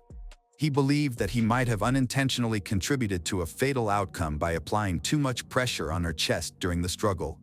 Realizing the seriousness of what had happened, Andre began to panic. He took off Andreen's clothes and burned them in his backyard. He then moved her body outside the city, leaving it on private property behind a fence near the remains of a cow. Later, he went home and sent many texts to Andreen's phone, begging her to return, hoping to make it look like she had simply left after a disagreement. Following that, he woke his daughter and took her to his mother's house, asking her to care for her granddaughter while he searched for his missing wife. To further support his story, he visited several hospitals, pretending to look for Andreen. He nearly fainted upon hearing that a woman with the same last name had been admitted to one of the hospitals. By the time the police brought him in for questioning the next morning, they still lacked strong evidence against him, so he was released. After being freed, Andre began to seriously consider ways to ensure the body would never be discovered. He even thought about dismembering and burning it, then scattering the remains in different locations. To do this, he purchased a hatchet, a shovel, fire starter fluid, and heavy-duty plastic bags. The following day, he returned to the location where he had left Andreen.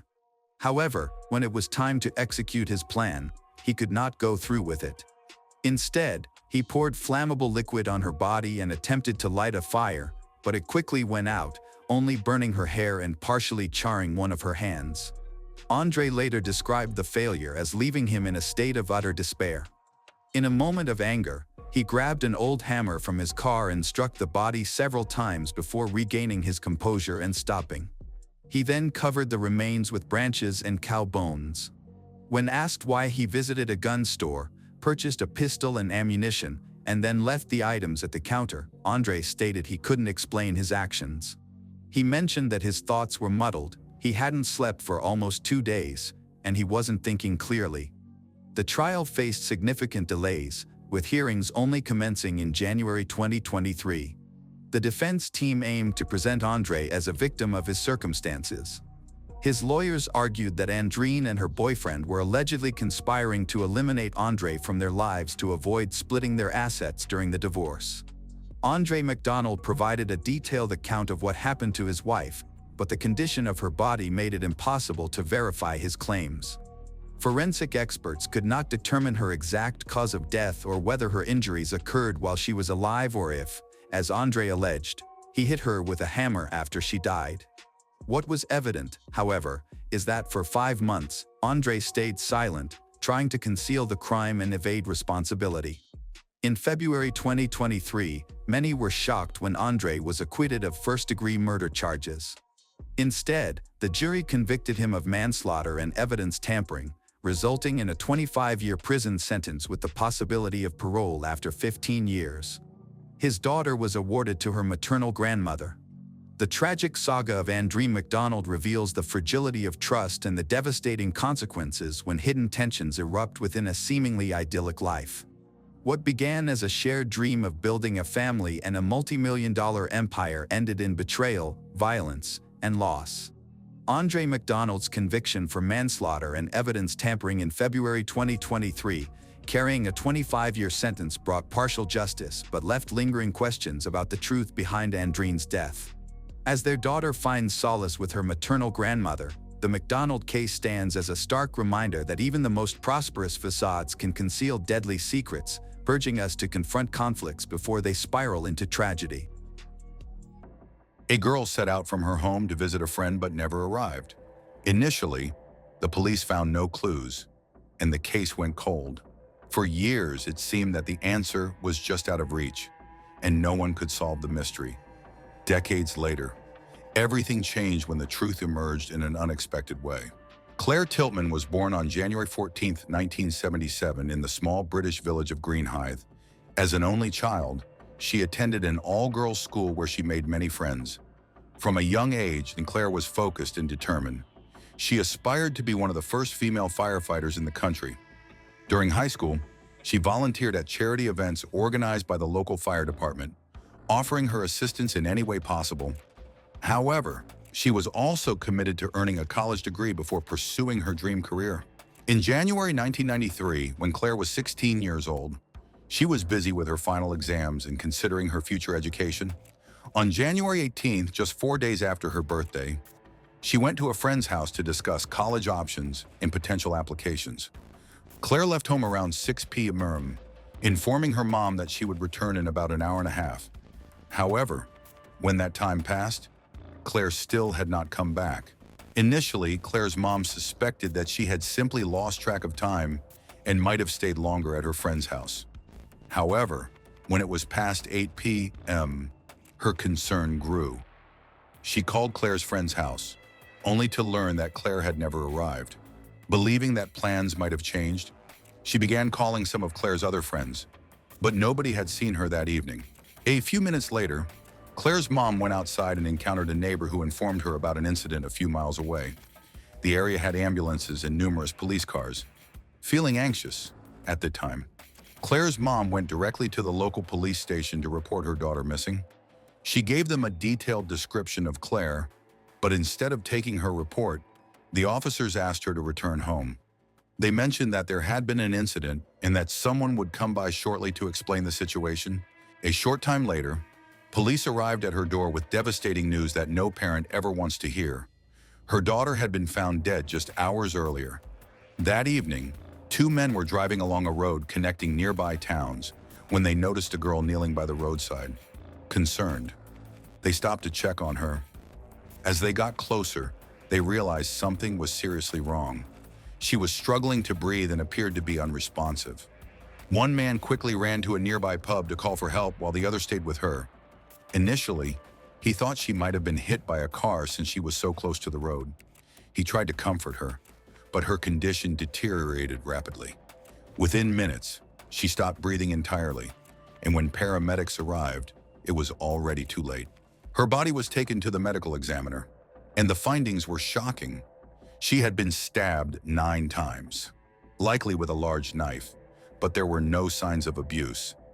Meanwhile, the police started investigating the crime scene and quickly identified where the attack had occurred.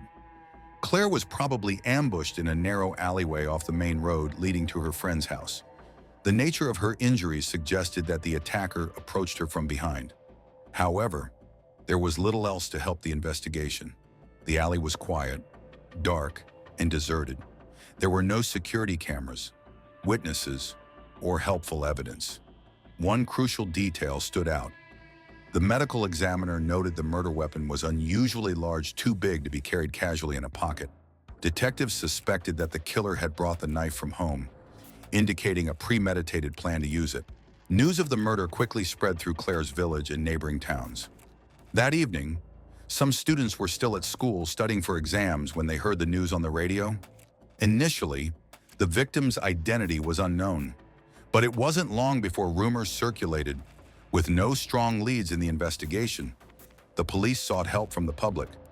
A few people came forward claiming to have seen a man in a light-colored coat near the road around 7 p.m. Another witness reported seeing a man with dark, curly hair leaving an alleyway, but neither individual could be identified, despite the tight-knit nature of the community. Detectives suspected that the attacker might have had a personal connection to Claire, which could explain the motive. However, they also considered a more alarming possibility that this incident could be part of a pattern, indicating that they might be dealing with a serial offender.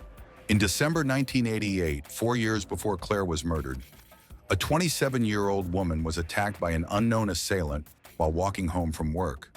He was armed with a gun and a knife, abducted her, and drove to a remote area where he attempted to assault her. After stabbing her 5 times, he left her, believing she was dead. Miraculously, she survived.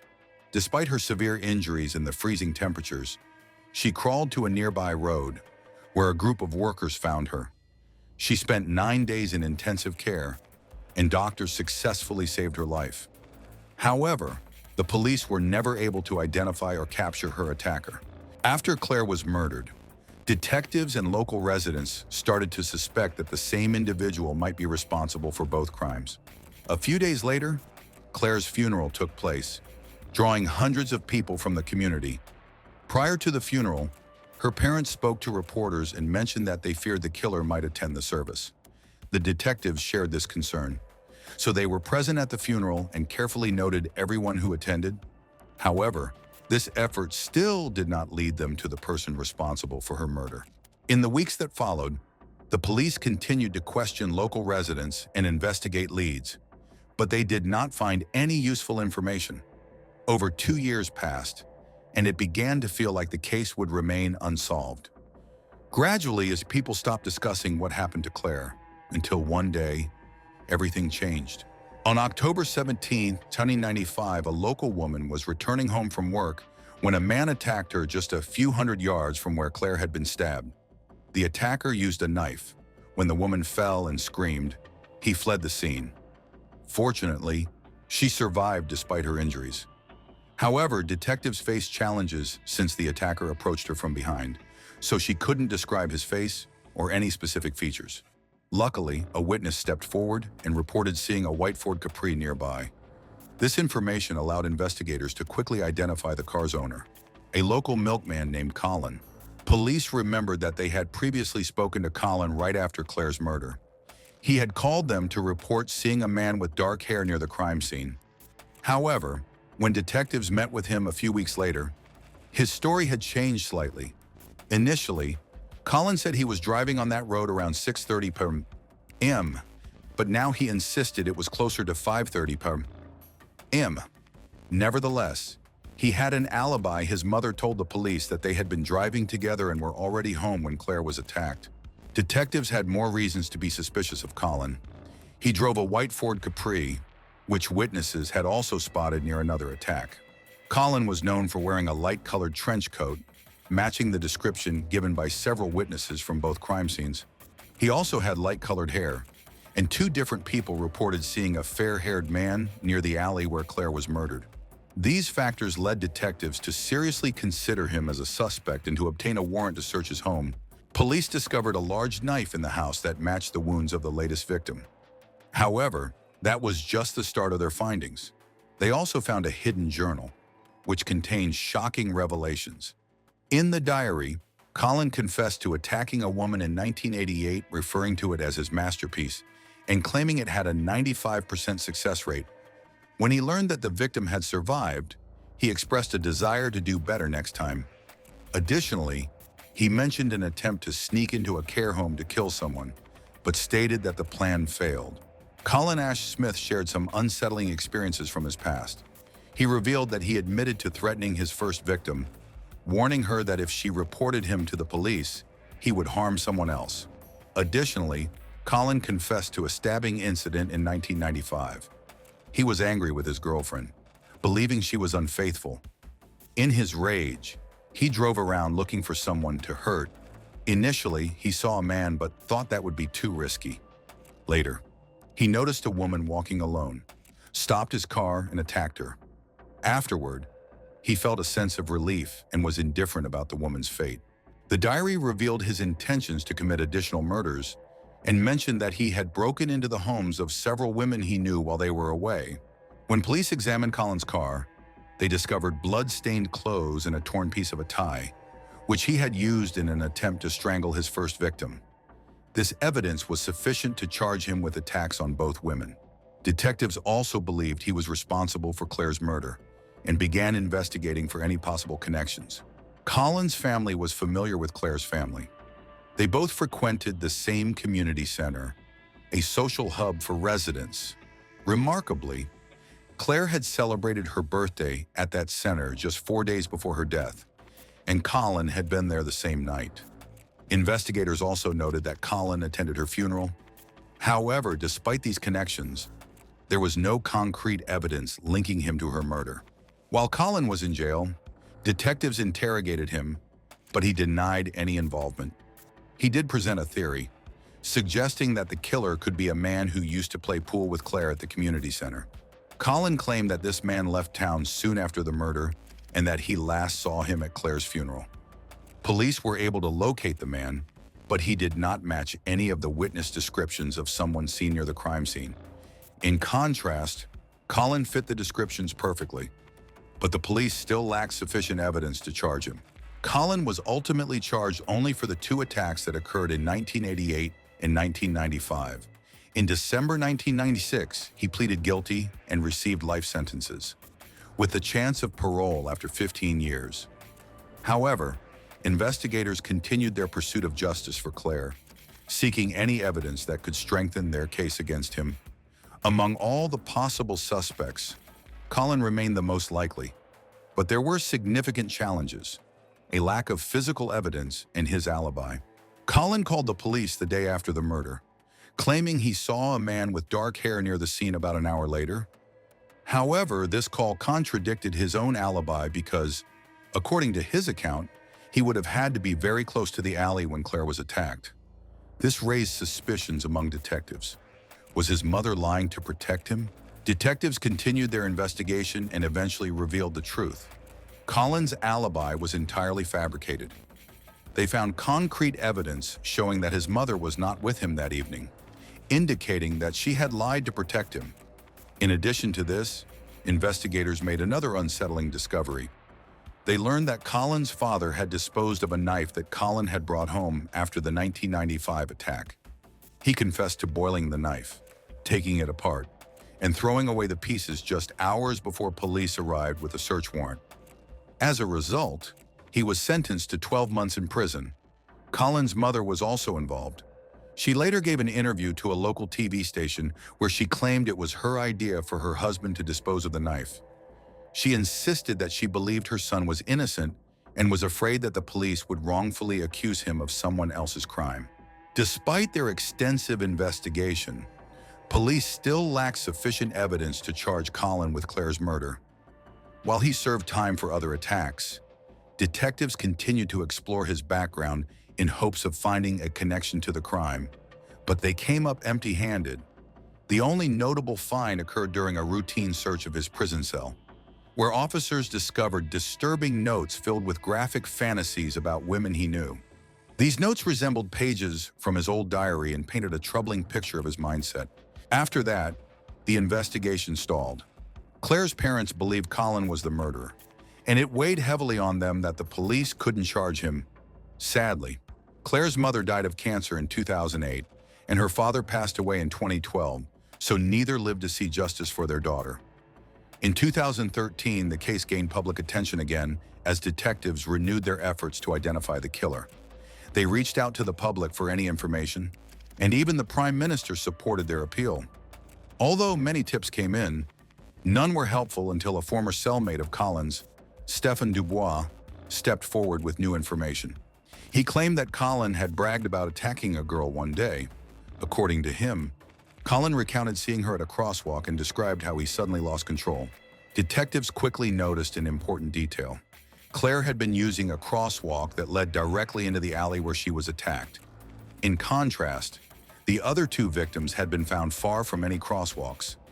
This clue strongly indicated that Colin might have been referring to Claire or possibly another victim that the police had not yet identified.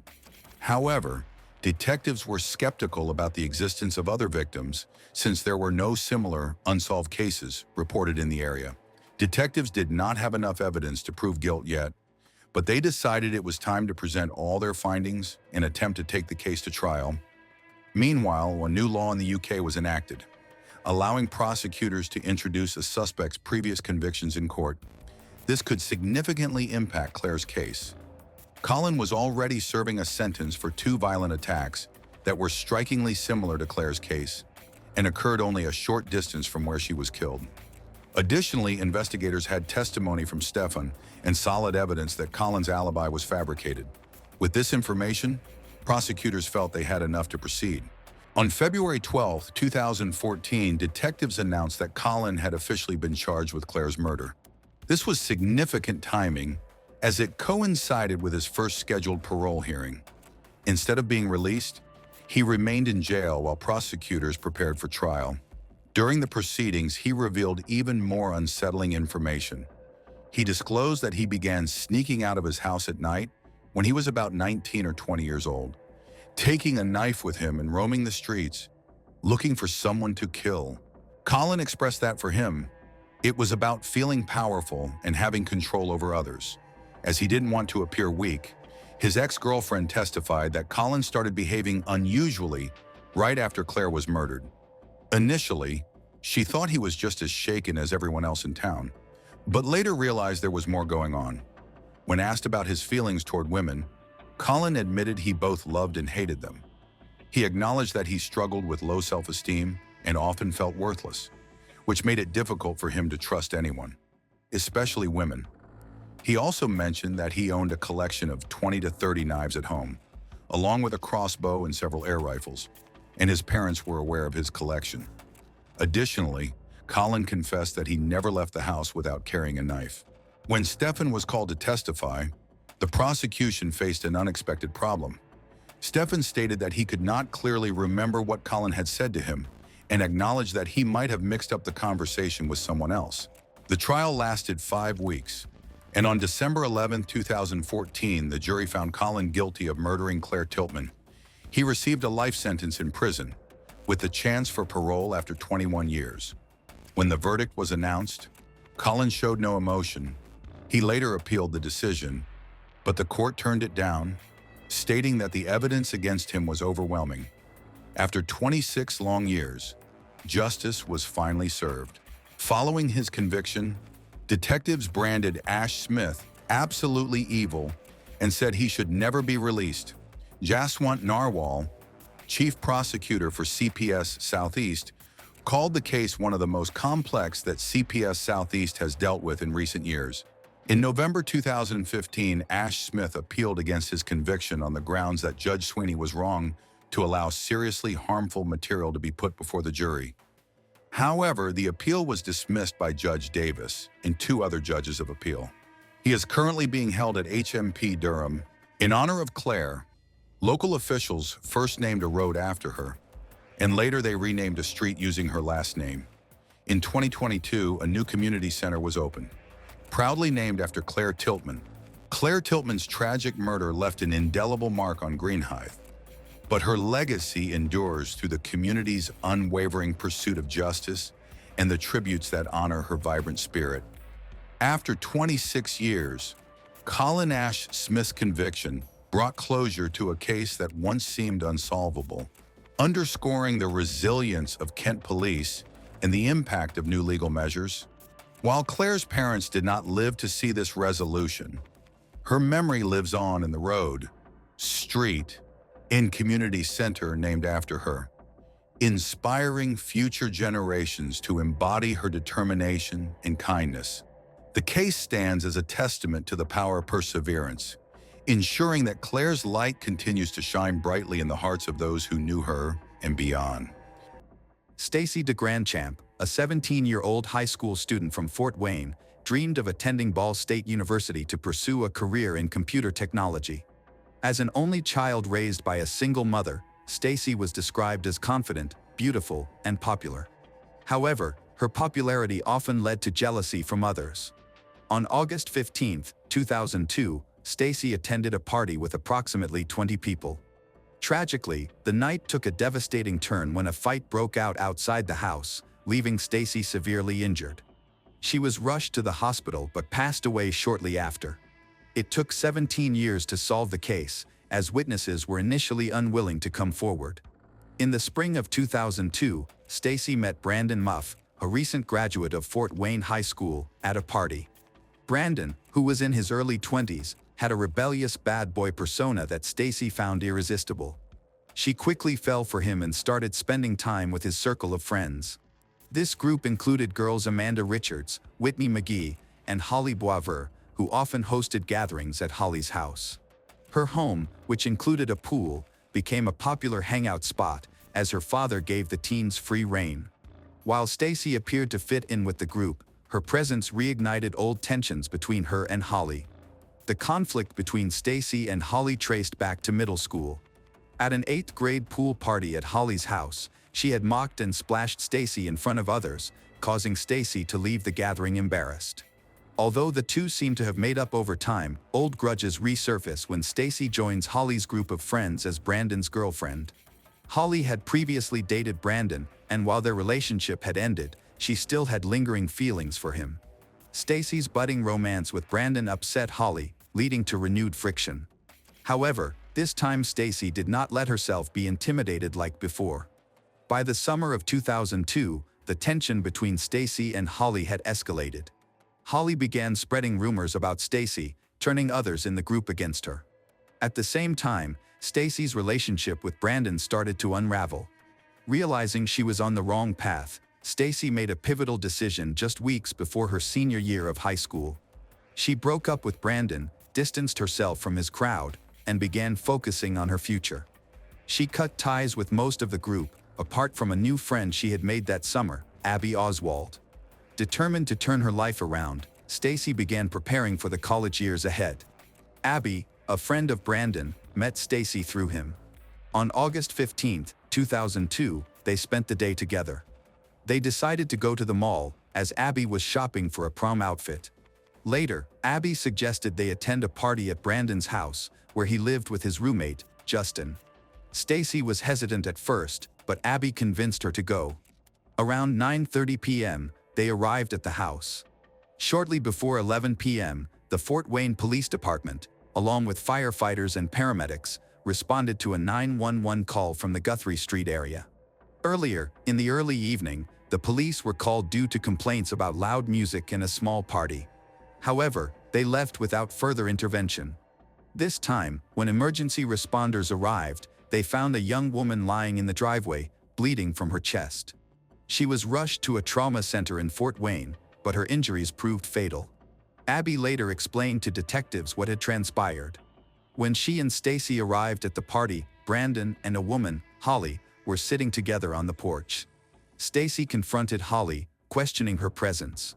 The argument quickly escalated into a physical fight. They pulled each other's hair, punched, kicked, and rolled on the grass. At one point during the fight, Stacy gained the upper hand and kicked Holly in the head or face. Suddenly, Stacy appeared to lose strength and went limp. At that moment, Brandon intervened.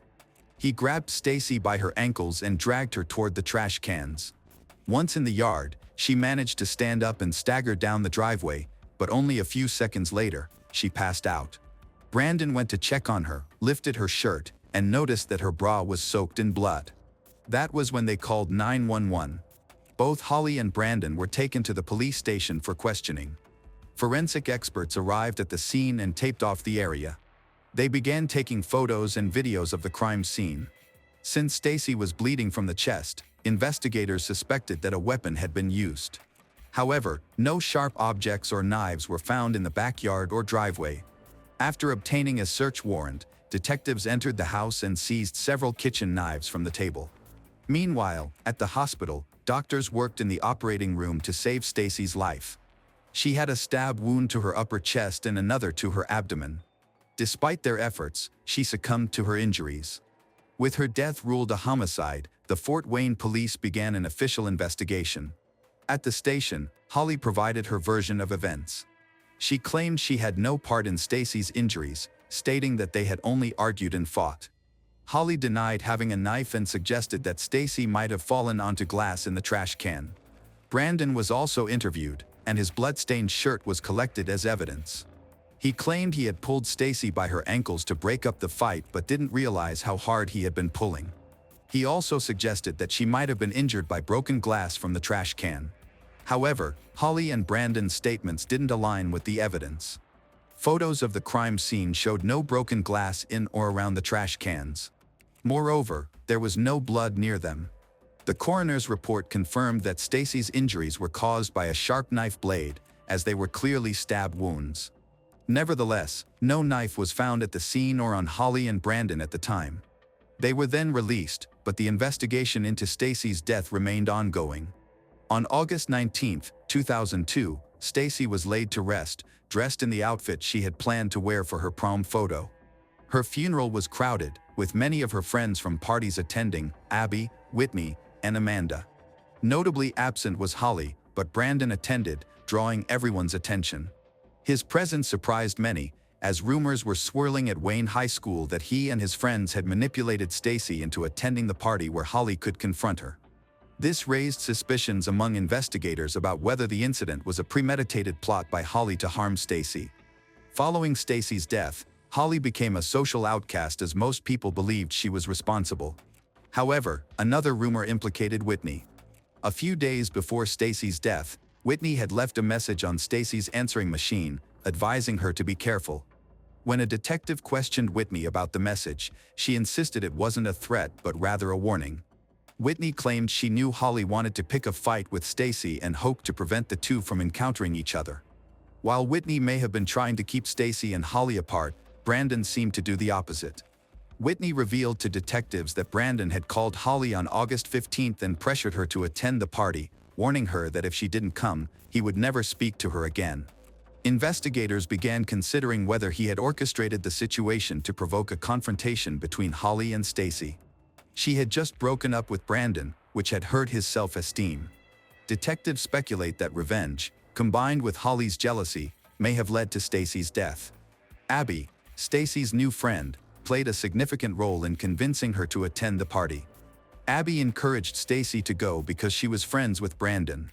Investigators later questioned Abby's motives, wondering why she would push Stacy to attend the party at the Guthrie Street house when Holly might be there. They suspected that she could have been involved in a plan to put Stacy in harm's way. However, Abby denied any involvement and claimed that she had actually tried to stop the fight that occurred that night. The investigation eventually shifted its focus to Brandon, leading detectives to speak with his roommate, Justin. On August 26, Justin was interviewed by law enforcement and became a key witness. He stated that when he had tried to break up the fight between Stacy and Holly, Brandon had stopped him and told him to let them fight, as if Brandon had been enjoying the confrontation. He also revealed that Brandon later asked him to tell the police that Holly hadn't done anything and that Stacy had simply fallen. This statement made detectives extremely suspicious. They believed Brandon might know important details but was either too scared to share them or deliberately trying to hinder their investigation. Brandon was questioned again, but during his second interview, he refused to provide any new information. He claimed he wasn't a snitch and denied seeing Holly with a knife. Detectives were convinced that Holly was responsible for the crime, but no witnesses were willing to admit they had seen anything, and no murder weapon was ever found. Without these crucial pieces of evidence, the authorities were unable to charge or arrest anyone. As time passed, weeks, months, and eventually years, the case went cold. 17 years after Stacy's death, no one had been held accountable, and no progress had been made in solving the case. It remained unsolved, leaving everyone involved frustrated and confused. Stacy's cousin, Jamie McMillan, refused to let the case fade into obscurity. Determined to find justice, Jamie reached out to Detective Brian Martin, who specialized in unsolved cases. In March 2019, Jamie urged Detective Martin to revisit the case. She suggested interviewing Brandon, Holly, Abby, and Amanda again, hoping that, with the passage of time, the witnesses might be more willing to talk and share the truth. Everyone who had attended the party that night was now older, and perhaps they had reflected on their lives and would finally provide new information that could advance the investigation. Detective Martin begins questioning Abby, who continues to deny ever seeing the knife, just as she did 17 years ago. Next, he interviewed Brandon, who appeared deeply remorseful and admitted the incident had weighed on him for years. However, Brandon also stated that he couldn't recall seeing Holly with a knife. About a month later, Detective Martin located Holly in Wisconsin. Holly was initially hesitant to open the door, but when she eventually did, Detective Martin introduced himself and explained that he was investigating an unsolved case. Holly turned visibly pale. When the detective asked whether she remembered the party, their conversation quickly revealed some surprising details. During their discussion, Holly repeatedly referred to Stacy as her friend. Holly admitted they had been difficult teenage girls, but Stacy was still her friend. She firmly stated that she would never intentionally harm Stacy or threaten Stacy with a knife. She then admitted that she had owned a folding knife at the time and usually carried it for protection. When the detective asked if she had the knife with her during the fight with Stacy, Holly left the room and returned with the very same knife in hand. Detective Martin was shocked. He believed it could potentially be the weapon that had eluded investigators for 17 years. Back in Fort Wayne, Detective Martin began gathering additional information. Although initial test results showed that Stacy's DNA was not found on Holly's knife, the detective conducted further analysis. He later consulted Dr. Wagner, the chief pathologist on the case, who reviewed Stacy's autopsy photos. Wagner concluded that the knife was consistent with the stab wounds Stacy had suffered. On March 25, 2020, Holly, who was now 33 years old, was arrested. After years of silence, Amanda, a friend and the main witness, finally decided to speak up. She had been with Holly the night of the party and revealed that Holly had a knife with her that evening. She recalled Holly bringing the knife along when they arrived at the house and asking Amanda to hold it in her purse. Later, as she and another friend, Whitney, were preparing to leave, Holly asked for the knife back. Amanda saw nothing unusual about this and handed it over. As Amanda and Whitney were leaving, Stacy arrived at the house. Although Amanda remained silent for nearly 2 decades, her testimony could have helped the police solve the case much sooner. With Amanda's statement and additional evidence, authorities were able to reconstruct the incident leading up to Stacy's death. At the center of this tragic story was Brandon, a former graduate of Fort Wayne High School. He was the quintessential bad boy and, despite his flaws, attracted Stacy. Their relationship marked a turning point in Stacy's life, as she became involved with Brandon's social circle, a group known for their partying.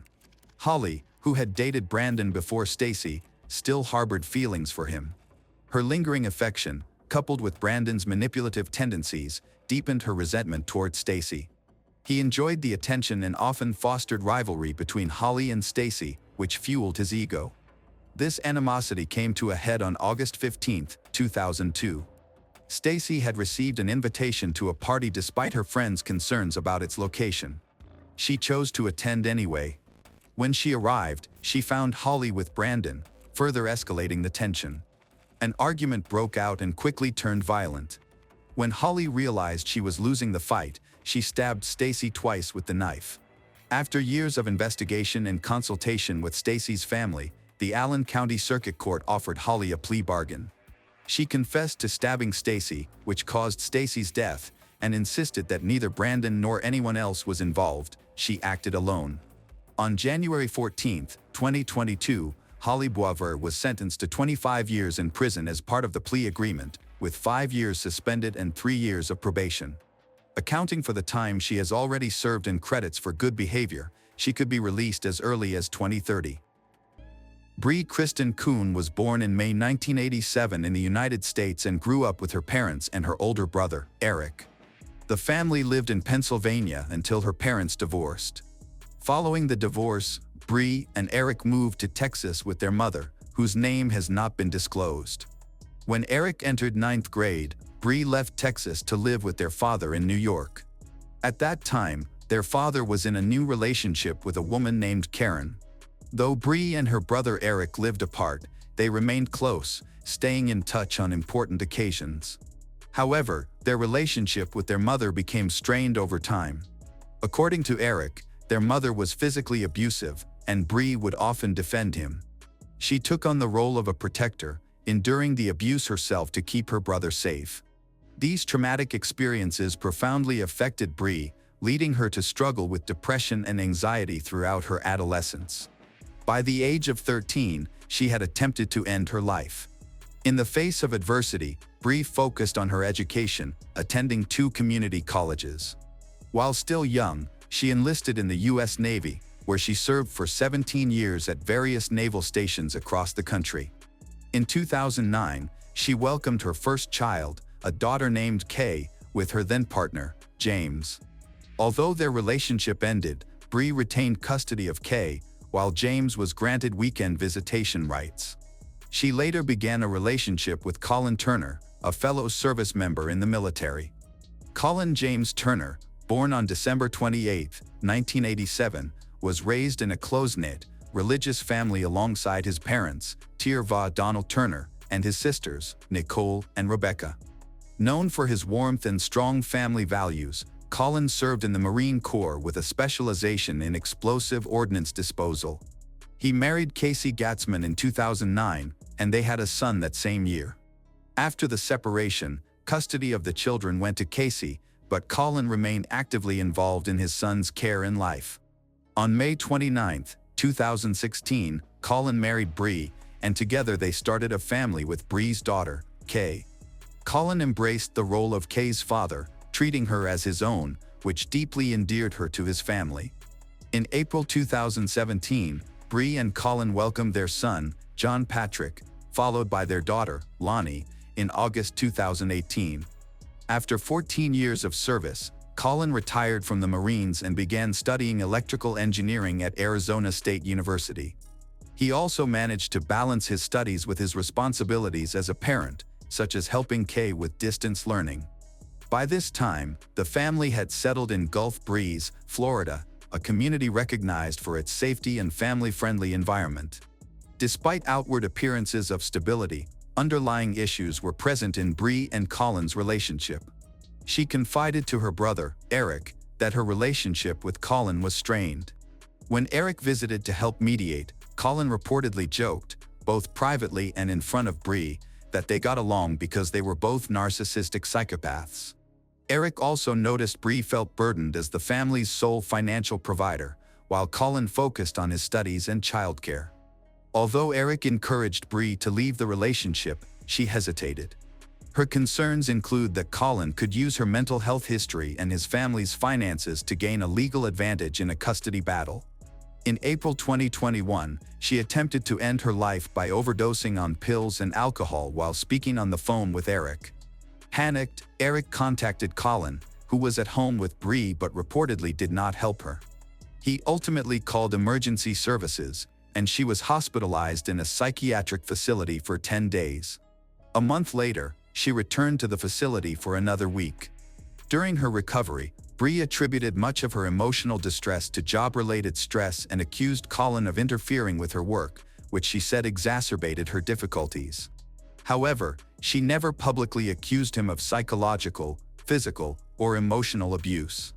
After her hospitalization, she joined an intensive outpatient program and resumed her career at the Naval Air Station in Pensacola. In her role as an assistant to the command chief, Bree was able to continue her treatment while serving under limited-duty sailor status. In the months leading up to the tragedy, Bree began seeking legal assistance. On Wednesday, September 8, 2021, she reached out to a group of mothers on a messaging app, asking for recommendations for a lawyer. She mentioned that the situation could escalate, as it involved disputes over children and property. At 12:53 p.m. that same day, Bree called 911 to report a domestic dispute with her husband, Colin, and requested police assistance at their home. Within minutes, 2 officers arrived at the scene. Colin, her husband, was calmly sitting in a beach chair at the end of the driveway. He informed the officers that Bree had a shotgun, a pistol in the bedroom, and admitted that he also had a firearm in his truck. Colin emphasized that Bree was the one who had called the police. When the officers asked about her whereabouts, he led one of them to the home's entrance and pointed toward the kitchen. As the officer entered, Bree's young son approached, curiously asking about the officer's equipment. Shortly afterward, Bree appeared, looking visibly frustrated. The police officer explained that they could not intervene immediately unless there were obvious injuries or specific evidence of violence. Bree responded bitterly, sarcastically stating that she would make things clearer next time. The officer attempted to de-escalate the situation, explaining that without a court order or restraining order, they could not prevent Colin from seeing or taking the children, especially since 2 of them were biologically his. When asked if she wanted to file a formal complaint, she declined, saying she just wanted to leave the house with her children. The officer informed her that he would speak to Colin while she gathered her belongings. While the officers were speaking with Colin, Bree began transferring items from Colin's truck to hers. Noticing this, Colin firmly stated that he would not allow her to take the children. He argued that he was their primary caregiver and claimed that he intended to take them to his parents' home in Georgia for a few days to let tensions cool down. He also denied having any intention of keeping the children away from Bree. One of the officers advised Colin that, as long as no violence was involved, parenting disputes were not matters for police intervention. When asked if he wanted to file a formal report, he agreed. The officers retrieved paperwork from their patrol vehicle and provided forms to both parties. When Bree saw her form, she asked what she should do if her husband hit her after they left. The officer advised her to use her phone's camera to document any evidence. The officers then departed. A few hours later, around 5 p.m., there was another 911 call from their home, this time from Colin. When the police arrived again, they found Colin outside, holding the youngest child.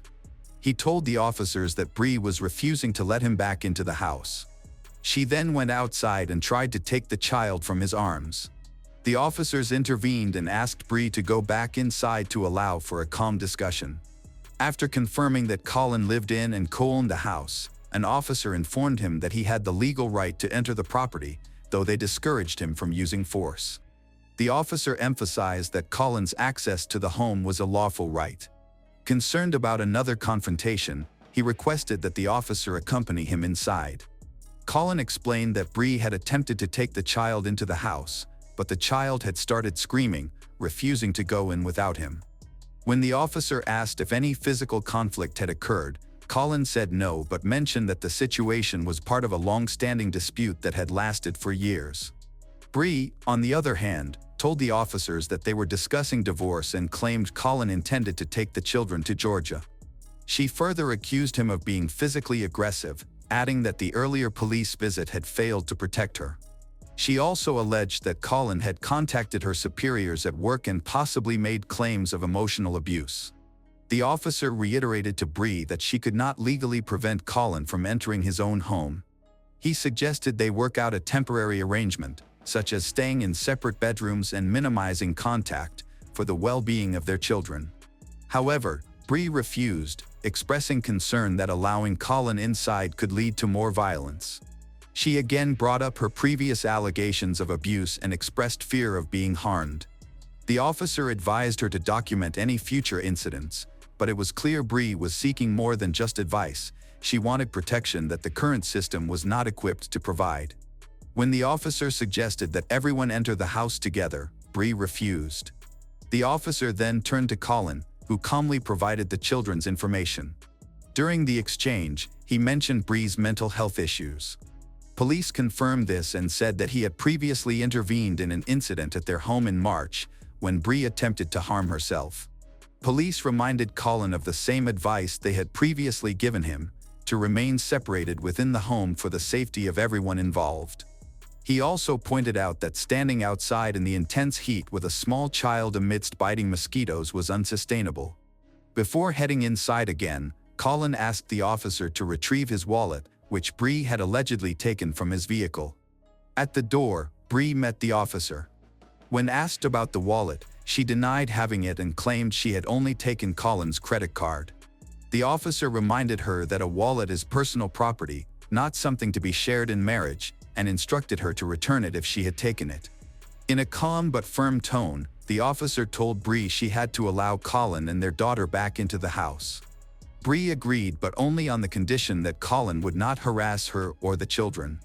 The officer reassured her that if anything happened, she could call them again. As the officer prepared to leave, he returned to inform Colin that Bree claimed she did not know where the wallet was. Colin just smiled and implied that he would let the matter slide. But in reality, nothing was resolved satisfactorily. Less than 2 hours later, at exactly 6:22 p.m., a third and final 911 call came from their residence. Colin James Turner, just 33 years old, had been fatally shot. The final fatal gunshot rang out while the 911 operator was still on the line. On the porch, officers found Bree, then 34, sitting calmly. As they approached, she spontaneously confessed that she had shot her husband. She was taken into custody without resistance. When asked about the children, she said she had taken them to a neighbor who lived a few houses down. Paramedics checked her over while officers ensured that she was physically stable. When asked if she could breathe properly or needed medical care, she didn't respond, so emergency personnel were instructed to evaluate her. Bree was brought to the police station for questioning. The interrogation was slow, interrupted by long silences and frequent bouts of crying. During the interview, Bree opened up about the state of her marital relationship. She said Colin was the primary caregiver for their children and admitted that she believed she had little chance of winning custody due to her history of mental health struggles. She revealed that Colin had threatened to take the children to Georgia and had physically assaulted her. He had also warned that if she reported him, no one would believe her because of her mental health issues, calling her crazy. Bree confessed that she had removed the batteries from the garage door opener to stop Colin from leaving with the children. She claimed that Colin only pretended to care about her mental health as a way to manipulate her, especially after she decided to file for divorce. She mentioned that she had a legal appointment scheduled for the next day. She also mentioned that she had an appointment with a lawyer scheduled for the next day. When asked what had happened just before the attack, Bree said her memory after the second police visit was hazy. She recalled Colin attempting to enter the house through the garage but failing because the way was blocked. However, she said he then used a side door to enter the house. She claimed she tried to stop him, but her next clear memory was knocking on a neighbor's door. She remembered leaving her children there to ensure their safety before returning home to help her husband. Investigators pressed her for a more comprehensive account, but she could only provide scattered details. She said she returned to the garage and saw blood everywhere. Throughout the questioning, Bree repeatedly asked to call her father. Eventually, she was allowed to make the call, which lasted 18 minutes and consisted mostly of sobbing. Her father tried to comfort her, suggesting she would likely spend the night in jail and urging her to seek help if she felt like harming herself again. He reassured her that things could improve and told her to stay strong and look for hope. Toward the end of the call, Bree asked if her father could take custody of her two youngest children. He didn't give a definitive answer, suggesting instead that they would need to discuss it with Colin's mother. He also advised her to cooperate with a public defender if necessary until a more suitable legal option became available. At the end of the call, Bree painfully confesses she doesn't know what's worse, knowing that Colin is dead or realizing that she was the one who killed him. A month later, in early October 2021, Bree was indicted by a Santa Rosa County grand jury for first-degree premeditated murder in connection to the death of her husband, Colin. Prosecutors had not yet decided whether to seek life imprisonment or the death penalty. On October 16, Colin's family and friends gathered for a military funeral to honor his 14 years of service in the U.S. Marine Corps. During the ceremony, the American flag symbolizing his service was presented to his eldest son, Brody Turner. The youngest children of his were adopted by his parents, who always strived to love and support him despite enduring an irreparable loss. After 3 years of delays, Bree's long-awaited trial began on Tuesday, September 24, 2024, at the Santa Rosa County Courthouse. Now 37 years old, Bree faced accusations of committing a premeditated and calculated act of murder. The prosecution carefully outlined the events of September 8, 2021, arguing that Bree intentionally killed her husband following a day of escalating conflict. Meanwhile, the defense presented a drastically different narrative, asserting that Bree was a victim of battered woman syndrome. They argued that she had endured years of psychological and emotional abuse from Colin, who had become increasingly unstable after suffering a traumatic brain injury during his military service. The defense maintained that he posed a significant threat to her and their children. Over 4 days, the court heard testimony from various witnesses. The jury and those in the courtroom reviewed full body cam footage from responding officers, which captured their interactions on the day of the incident. The recordings revealed Bree's sarcasm, Colin's calm demeanor, and the chilling 911 call during which gunshots were recorded in real time. Every officer involved testified, including one officer who described the crime scene in detail, recounting the site of the garage, blood, Colin's body slumped in a chair, and a holstered weapon nearby. A crime scene analyst presented a series of photographs to help jurors visualize where Colin's body was found. Evidence collected included shell casings, bullet fragments, and Colin's phone, which was still connected to the 911 operator, lying beneath him.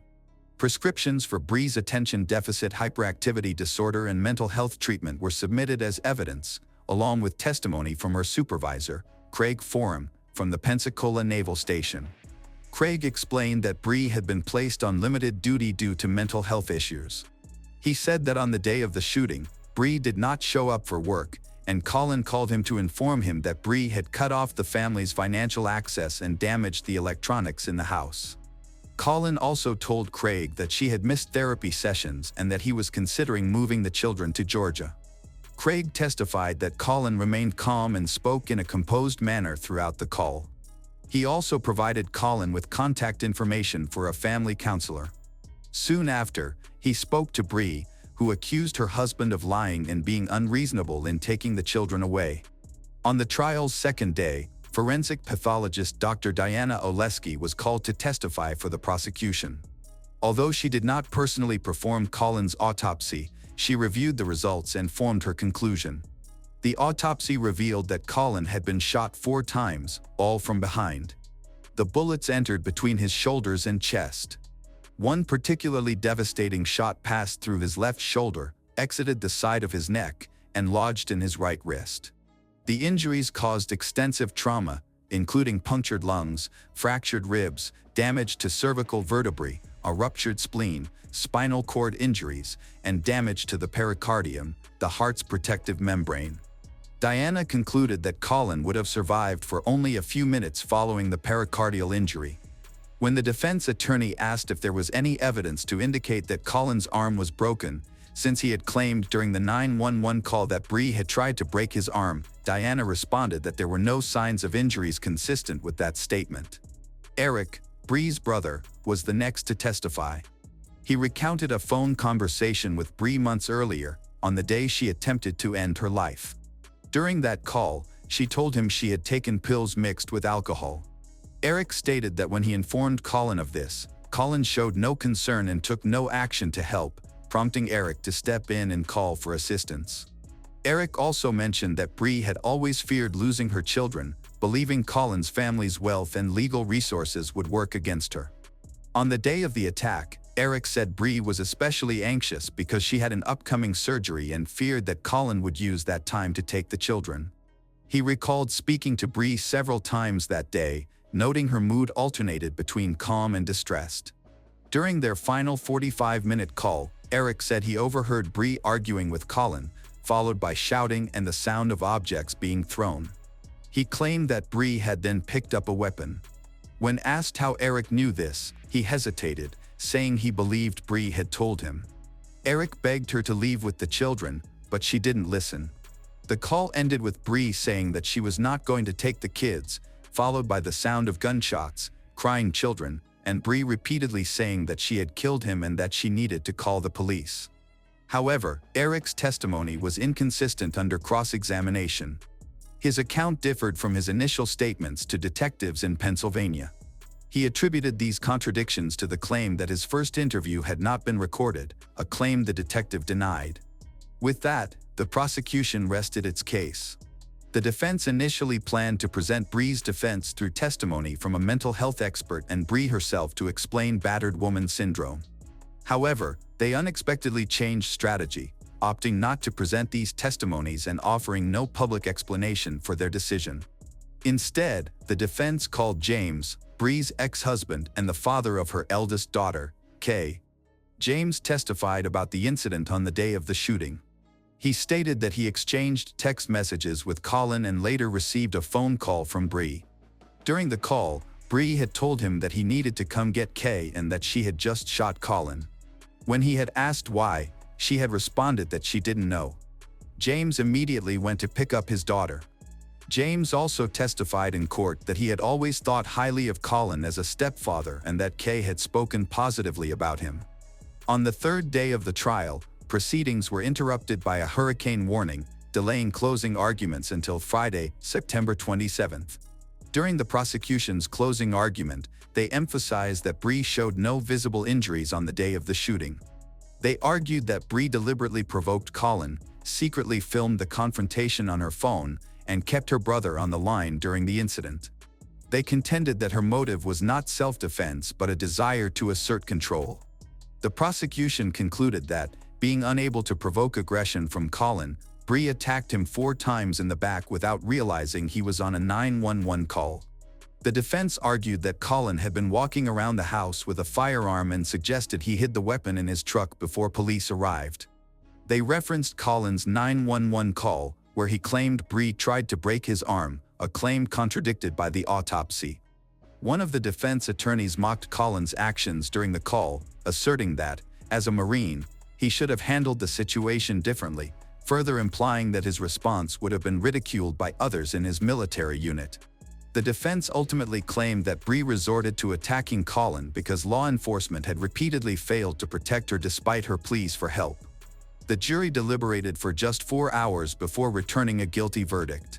During the sentencing hearing, the judge allowed Colin's parents to speak about the impact of the incident. Colin's mother expressed gratitude for having custody of her grandchildren and stated her intent to adopt them. She condemned Bree not only for taking her son's life but also for attempting to tarnish his reputation. Colin's father spoke of his sadness and disappointment in Bree's actions, sharing that the children were doing well in school and surrounded by love. The judge then sentenced Bree Kristen Kuhn to life in prison. Although the verdict has been announced, the case is not over yet.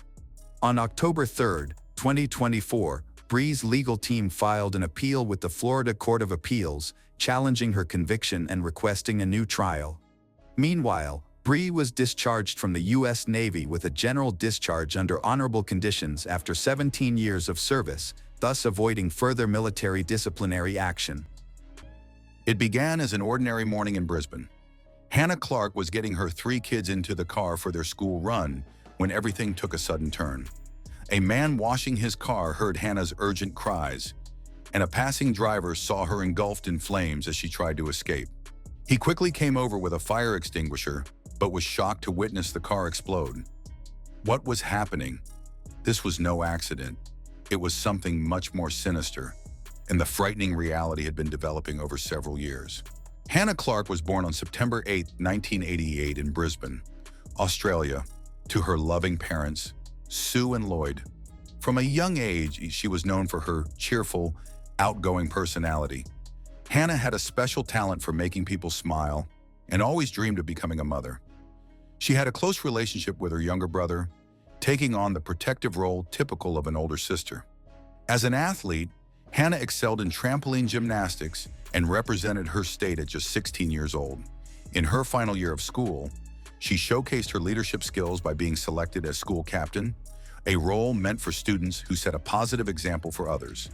After graduating, she followed her passion for working with children by teaching youth gymnastics at the Police Citizens Youth Club. At her workplace, Hannah met Rowan Baxter, who would eventually have a significant impact on her life. Rowan was born in 1977 in New Zealand and experienced a challenging childhood characterized by instability.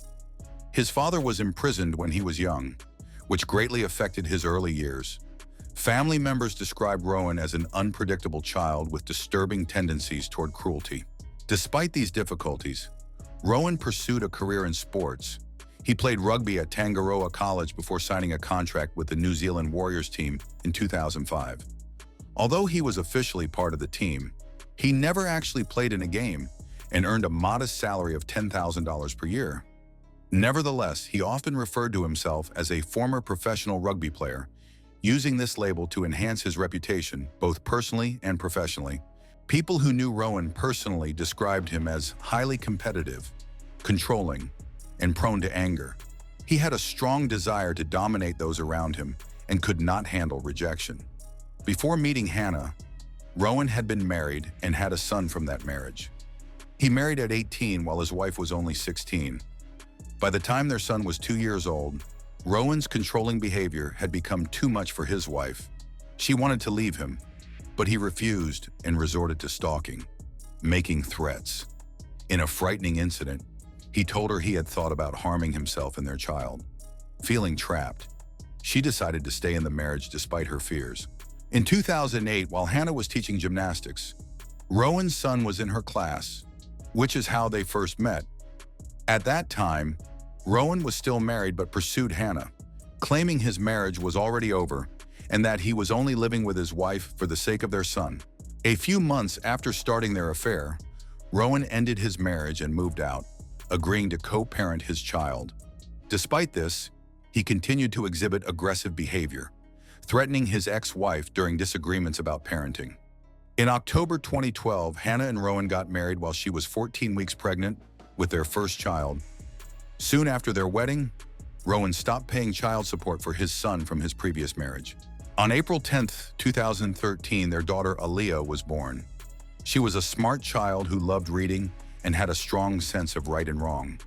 Even at a young age, Aaliyah noticed how her father treated her mother and wasn't afraid to confront him about it. In January 2015, Hannah and Rowan, both enthusiastic about fitness, opened a gym. Although Hannah's parents and another investor provided the funding, the business eventually faced financial difficulties. In March 2015, their second daughter, Liana, was born. She had a gentle personality and often helped keep the peace in the family. Liana would try to comfort their father when he got angry. Their third and youngest child, Trey, was born on December 4th, 2016, a devoted mama's boy. Trey loved to run and play, but he was happiest when he was with his mother. Over the years, Rowan became more controlling and aggressive. His possessiveness towards Hannah grew.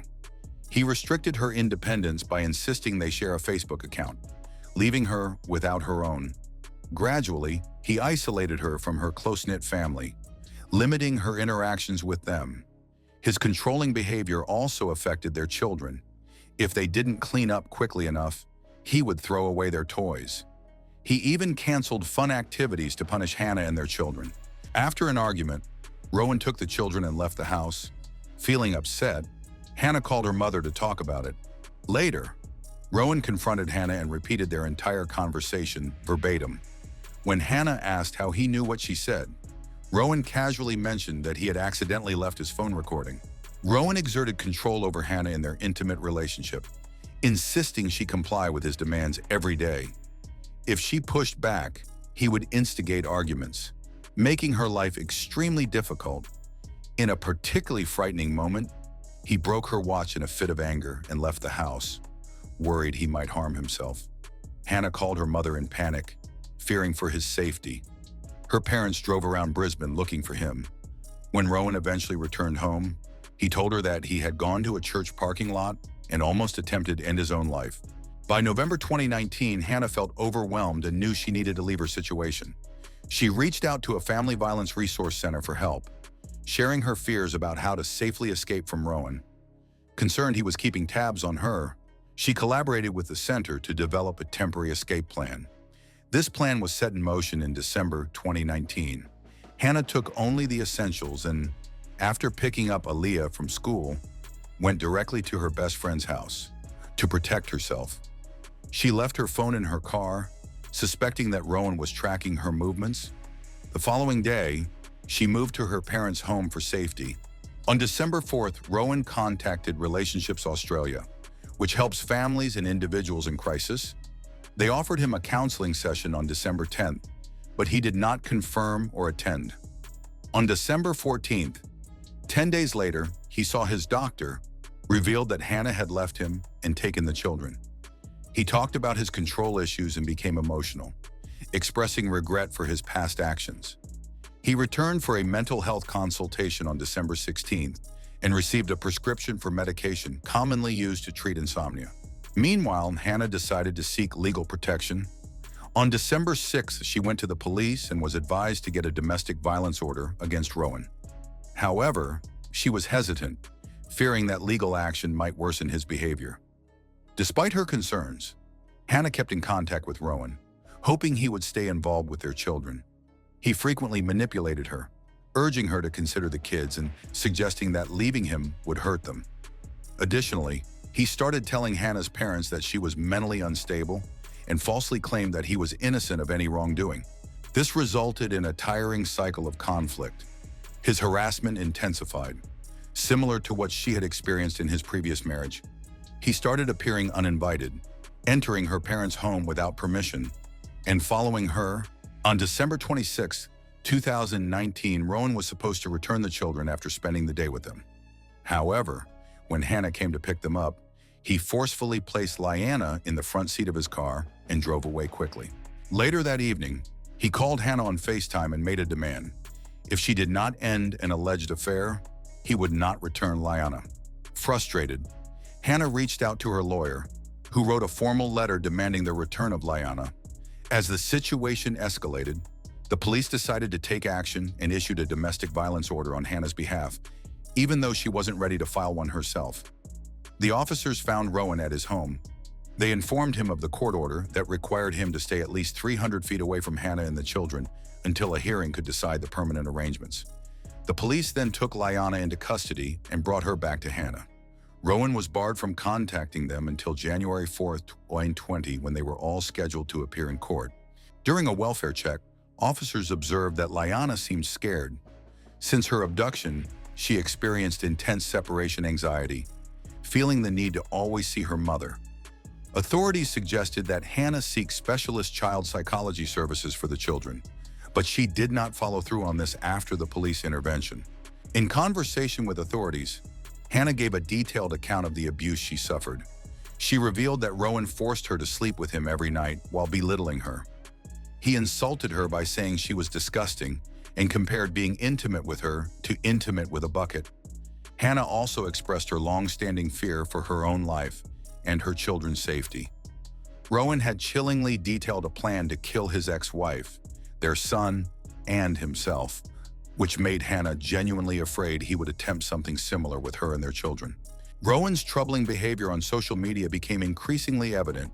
In several videos he shared, he interacted with the children in a dangerously rough manner, occasionally displaying violent actions. One alarming video showed him forcing the children into an ice bath while little Trey cried uncontrollably. Despite this disturbing evidence, Rowan attempted to control the story. Just as Hannah submitted her statement, he reached out to the police, claiming he was afraid of her. On December 29, 2019, Rowan participated in his first counseling session for mental health treatment.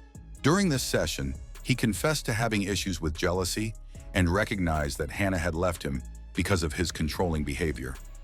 However, there was no comprehensive evaluation for potential family violence risks. The session mainly covered basic coping techniques, like breathing exercises, without addressing the seriousness of his situation. His mental health evaluation indicated that he was dealing with moderate depression and anxiety, but he denied any thoughts of self-harm or harming others. On December 31st, Rowan attended another counseling session and revealed that a protection order had been issued against him. He claimed that Hannah had made false accusations and was deeply upset about being unable to see his children. Notes from that session show that he and the counselor talked about the emotional stress of being away from his kids. Rowan continued to attend counseling, returning on January 6th. During this session, he expressed a desire for joint custody of the children, even as tensions rose. Again, no risk assessment was conducted, and the session focused solely on strategies to help Rowan cope, such as trying new activities. On January 8th, their case was heard in court. Rowan challenged the domestic violence order, but the judge ruled in favor of Hannah. The court decided that Rowan was prohibited from committing any acts of family violence, putting the children at risk, coming within 300 feet of Hannah's home, or contacting her for any reason unrelated to the children. Despite this, Rowan sought help from a men's legal service. On January 17th, he expressed his concern that Hannah intended to take the children and leave, removing him from their lives permanently. Around the same time, his behavior raised alarms. He began appearing at the same coffee shops and shopping centers as Hannah, seemingly by chance, but it happened too frequently to be coincidental. Hannah started to suspect that he might have placed a tracking device on her vehicle. During the January 21st session, he claimed that he was being unfairly labeled as mentally unstable to restrict his access to his children. Determined to contest the domestic violence order, Rowan's lawyer submitted a letter to the court, arguing that Hannah sought the order solely to regain custody of their children. On January 23rd, the court made a final decision on custody, granting Hannah full custody while allowing Rowan to spend alternating weekends with the children and scheduled FaceTime calls. All exchanges of the children would occur at Hannah's parents' home. The court's decision did not lessen the children's distress. They often showed hesitance about visiting their father, especially Aaliyah. During one visit, Aaliyah called Hannah in tears, saying they were being driven somewhere, but she didn't know where. On January 31st, Rowan returned Trey later than expected. As Hannah took her son out of the car, she noticed explicit photos of herself lying in plain sight. Shocked, she grabbed the photos and turned to go inside, but Rowan suddenly got out of the car and twisted her wrist behind her back. Alarmed, Hannah's mother quickly called the police. Rowan denied any wrongdoing. A doctor later confirmed that Hannah had a sprained wrist and put it in a splint. Hannah reported the incident and the breach of the domestic violence order to the police, but when officers tried to question Rowan, he refused to answer without a lawyer present. Rowan's life was falling apart. He lost his job as a personal trainer at a local gym, and Hannah's lawyers notified his legal team that she would not be adhering to the parenting agreement anymore. As a result, Rowan would no longer have access to the children. Overwhelmed by anger, Rowan viewed himself as the victim. Although he violated the domestic violence order, the police did not arrest him right away. They instead gave him a notice to appear in court. He was also charged with common assault for injuring Hannah's wrist. On February 17, Rowan went to a hardware store where he bought zip ties, a jerry can, and denatured alcohol. The following day, he filled the jerry can with 5 liters of gasoline. During his shopping trip, he also purchased 3 Kinder Surprise eggs and some lollipops. On February 18th at 3:28 p.m., he called Youth and Family Services to ask about a men's support program. 30 minutes later, he contacted a men's helpline with the same inquiry. Later that evening, at 6:25 p.m., he called a friend, crying and claiming he couldn't see his children during a scheduled FaceTime call. During this time, Hannah sensed that something was seriously wrong. She confided in her mother about needing to write a will, fearing that if Rowan harmed her, he would end up in prison and someone would have to care for the children. She also shared her concerns with a friend at the gym, expressing that she believed Rowan might hurt the kids or even herself. Unfortunately, her worst fears would soon come true. On the morning of February 19, 2020, Hannah and her mother followed their usual routine by going to the gym. After their workout, Hannah returned home at 6:20 a.m. and went out again to buy coffee for herself and her mother. She sat on her mother's bed, enjoying her drink while her mother got ready for work, with the children nearby. At 7:20 a.m., Sue kissed her daughter and grandchildren goodbye, not knowing it would be the last time she would see them. Hannah then loaded her 3 children into the car to take Aaliyah and Liana to school. Trey was safely strapped in the middle seat, while Liana sat in the passenger side rear seat. Just as Hannah started the engine, Rowan jumped into the passenger seat holding a jerry can filled with gasoline and demanded that she drive. In a panic, Hannah screamed at him to get out of the car. She drove a short distance and stopped next to a man, Michael Zemek, who was washing his car, desperately calling for help. "Call the police. He's going to kill me. He's poured petrol on me." Michael turned and saw Rowan holding Hannah down, preventing her from escaping. Despite her struggles, Rowan remained eerily calm and in control. In a sudden moment of determination, Hannah broke free and scrambled out of the car. But by then, Rowan had already set everything on fire. Flames quickly engulfed her. Michael quickly sprang into action upon seeing Hannah surrounded by flames. He shouted for her to roll on the ground while he grabbed a hose to put out the fire. Once Hannah was safe and no longer burning, Michael focused on Rowan, extinguishing the flames on his body. The huge fire made Michael unaware of the presence of the children in the car. As the shock of the situation set in, Hannah screamed about her children, realizing her urgency. Michael rushed into his house to call emergency services. By the time he returned, another bystander, Samantha Covey, had arrived. She had been driving when she saw the thick black smoke and flames.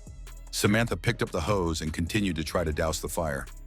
She stayed with Hannah, comforting her as they awaited help. Meanwhile, Hannah, in great pain, kept asking about her children. Nearby, another neighbor, Carrie Fernandez, heard Hannah's cries for help. As soon as she saw the burning vehicle, she called emergency services and stayed on the line with dispatchers. While she spoke, the car suddenly erupted into a large fireball. Grabbing a fire extinguisher, Carrie hurried toward the vehicle, trying to fight the flames. The intense heat caused the car to roll backward as people shouted for her to be careful. Hannah, barely able to stand, cried out in despair. Investigators later found that Rowan had placed a jerry can filled with fuel directly in front of Aaliyah's seat, ensuring the explosion would happen right at her feet. Although Rowan did not have any fuel on him, each of the children and Hannah did. As the fire intensified, Rowan suddenly jumped back into the burning car. For a brief moment, it looked like he was attempting to rescue the children, but instead, he grabbed something and then jumped back out. A bystander witnessed Rowan taking a knife from the car and shouted a warning to Carrie, who was still trying to put out the flames with a fire extinguisher. Realizing the danger, she quickly moved away as Rowan, now armed, got ready to make his final move.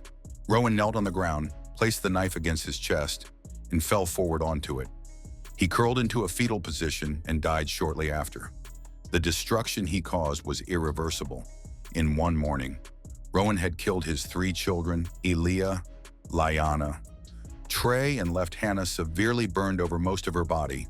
Even as emergency responders arrived, Hannah's thoughts were consumed by her children. She repeatedly asked, "Are they okay? Did someone save them?" The paramedics understood the grim reality and realized there was nothing they could say to alleviate her suffering. Instead, they encouraged her to focus on her own health. Knowing she was close to losing consciousness with 97% body burns, that night, Hannah passed away from her injuries, becoming the last member of her family to die. After Rowan's death, authorities discovered a disturbing note on his phone that said, "I'm ending your game. I no longer want to participate. You can't interfere with someone's life like this and expect them to accept it. I've told the kids that you love them. I'm sure they will miss you." The autopsy reports revealed the tragic details of what occurred. Hannah died from multiple organ failure due to severe burns. Aaliyah, just 6 years old, had burns covering over 100% of her body. Although her blood tested positive for high levels of carbon monoxide, that was not the cause of her death, indicating she was still alive when the flames engulfed her. Liana, only 4 years old, died from direct burns, smoke inhalation, and other fire-related injuries. Trey, who was not yet 3 years old, suffered the same fate. Rowan, who had stabbed himself in the heart, had neither alcohol nor banned substance in his system. His brain showed no signs of disease or injury, which confirms that his horrific actions were not due to a mental breakdown, but rather a deliberate and calculated intent. The tragic events of February 19, 2020 deeply affected Australia. Many realize that coercive control, the subtle yet harmful emotional and psychological abuse that Rowan inflicted on Hannah for years, was not widely recognized as a form of domestic violence. On March 9, 2020, Hannah, Aaliyah, Liana, and Trey were buried together in one coffin. Her brother, heartbroken by the tragedy, expressed his sorrow with these final words. He is so sorry he couldn't protect her.